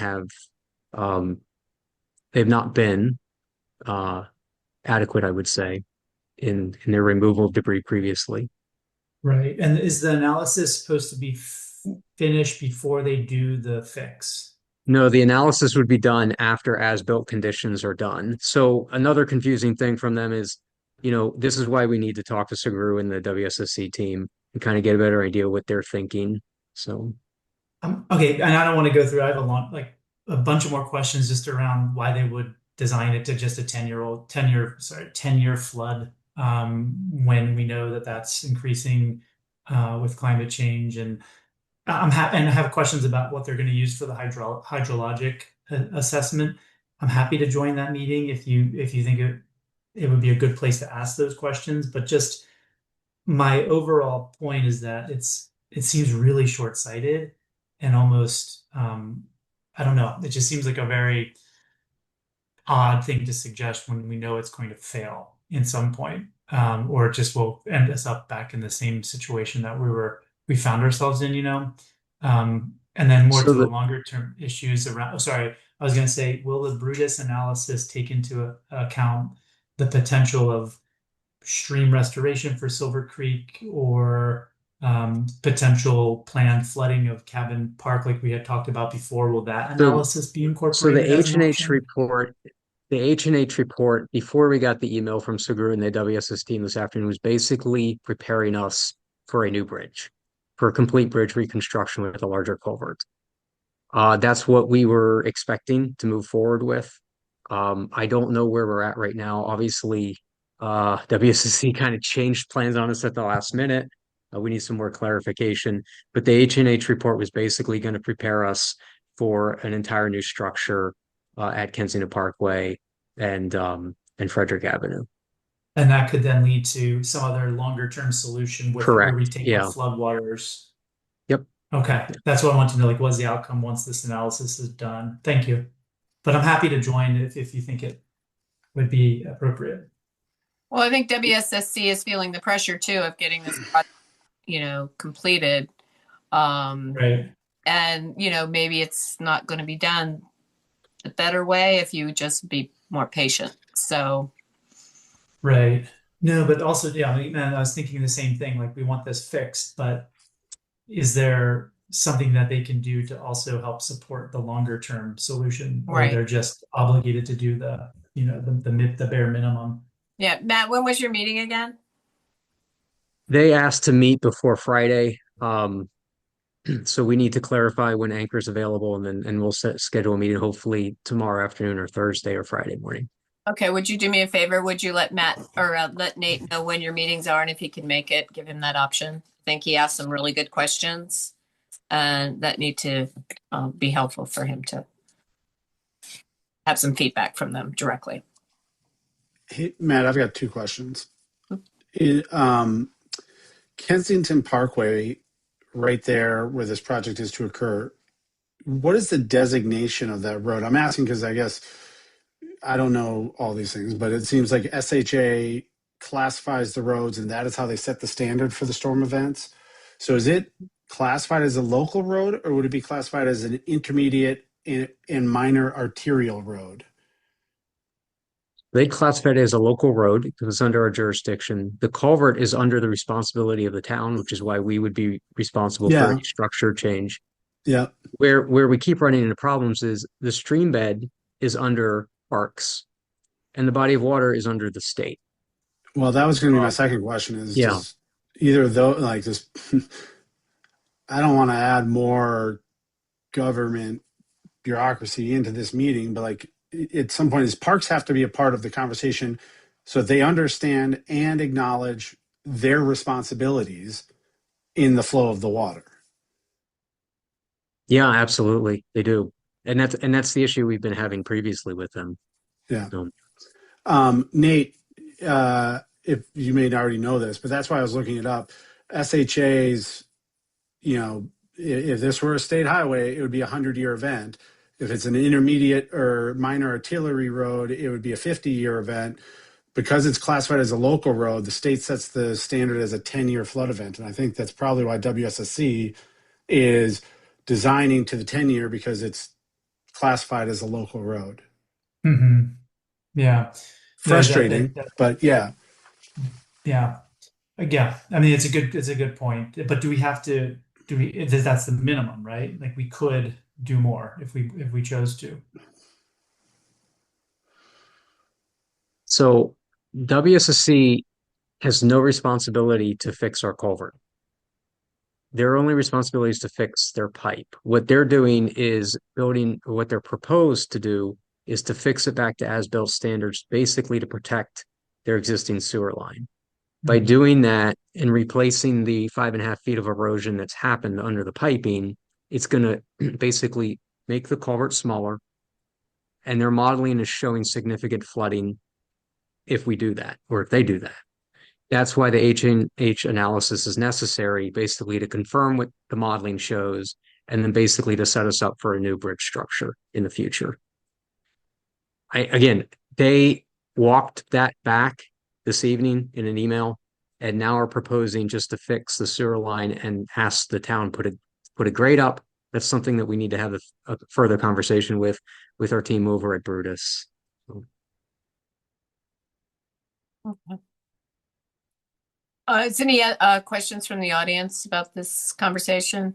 Joe? Yes, thank you, Mayor. Could the town manager clarify the bridge that he's been referring to? Is this a new pedestrian bridge that the Parks Department has in mind, or is it one of the bridges that Brutus is supposed to be working on to repair? I'm not entirely sure what you're asking. This is the bridge located at Kensington Parkway and Frederick Avenue. So this is not the pedestrian bridge across Silver Brook. No, this is the actual street. This is Kensington Parkway that goes over Silver Creek. Yes. Yeah. Silver River, I think we should call it. All right, thanks. All right, let's see, the motion has been introduced. Yeah, so we may pull this back, but I want it on hand if the council is willing to move forward this evening. And then also there's some language in the resolution. Town Attorney Ferguson will use an existing template contract with Brutus if we move forward. So we have language in there specific to as substantially in the form attached for a potential contract. Okay, so you're not suggesting we need to change this one. You're just suggesting that we may not need it, but you want to have it. Correct. Correct. Yeah, we may pull this back after our meeting with Sagru and WSSC. Okay. All right, and just be sure to let Nate know when those meetings are. Is that going to be on site or on Zoom? Probably Teams. Teams? Okay. Yep. All right, just let him know. Okay, could I get a motion to approve the referendum, resolution number 2? Sure. I'll move that we approve resolution number R-02-2026, authorizing a contract agreement with Brutus and Associates for an H&H analysis along Kensington Parkway, Bridge MK-03, not to exceed $50,000. Okay, is there a second? Second. All those in favor? Aye. Okay, thank you very much. All right, we've done public appearances. The last item is, I just want to confirm everybody's okay with the Wednesday, March 11th meeting? Yes. Yes? Ooh, goody. Okay, all right. Well, then I will entertain a motion to adjourn. Wait, whoa. Nate, are you checking for everybody? Hold on. I just said yes. Yeah, I I heard. just said yes. Oh, I'm sorry. Maybe she's just so used For a thumbs up to too. me being the one. Say the date one more time, Mayor, if you don't mind. You said What's March that? 11th. March 11th, 11th. Wednesday. And this is the usual one, It right? would be our Second usual Yeah. second Wednesday of the month. Yeah, that'll work. Okay, Stuart, did I get a thumbs up on that one? Yeah, you're Okay. good, Mayor. Thank you. All right, good. Okay, now I'll entertain a motion to adjourn. I move move to that adjourn. we adjourn tonight's meeting. Is there a second? Second. All in favor? Aye. Aye. All right, thank you.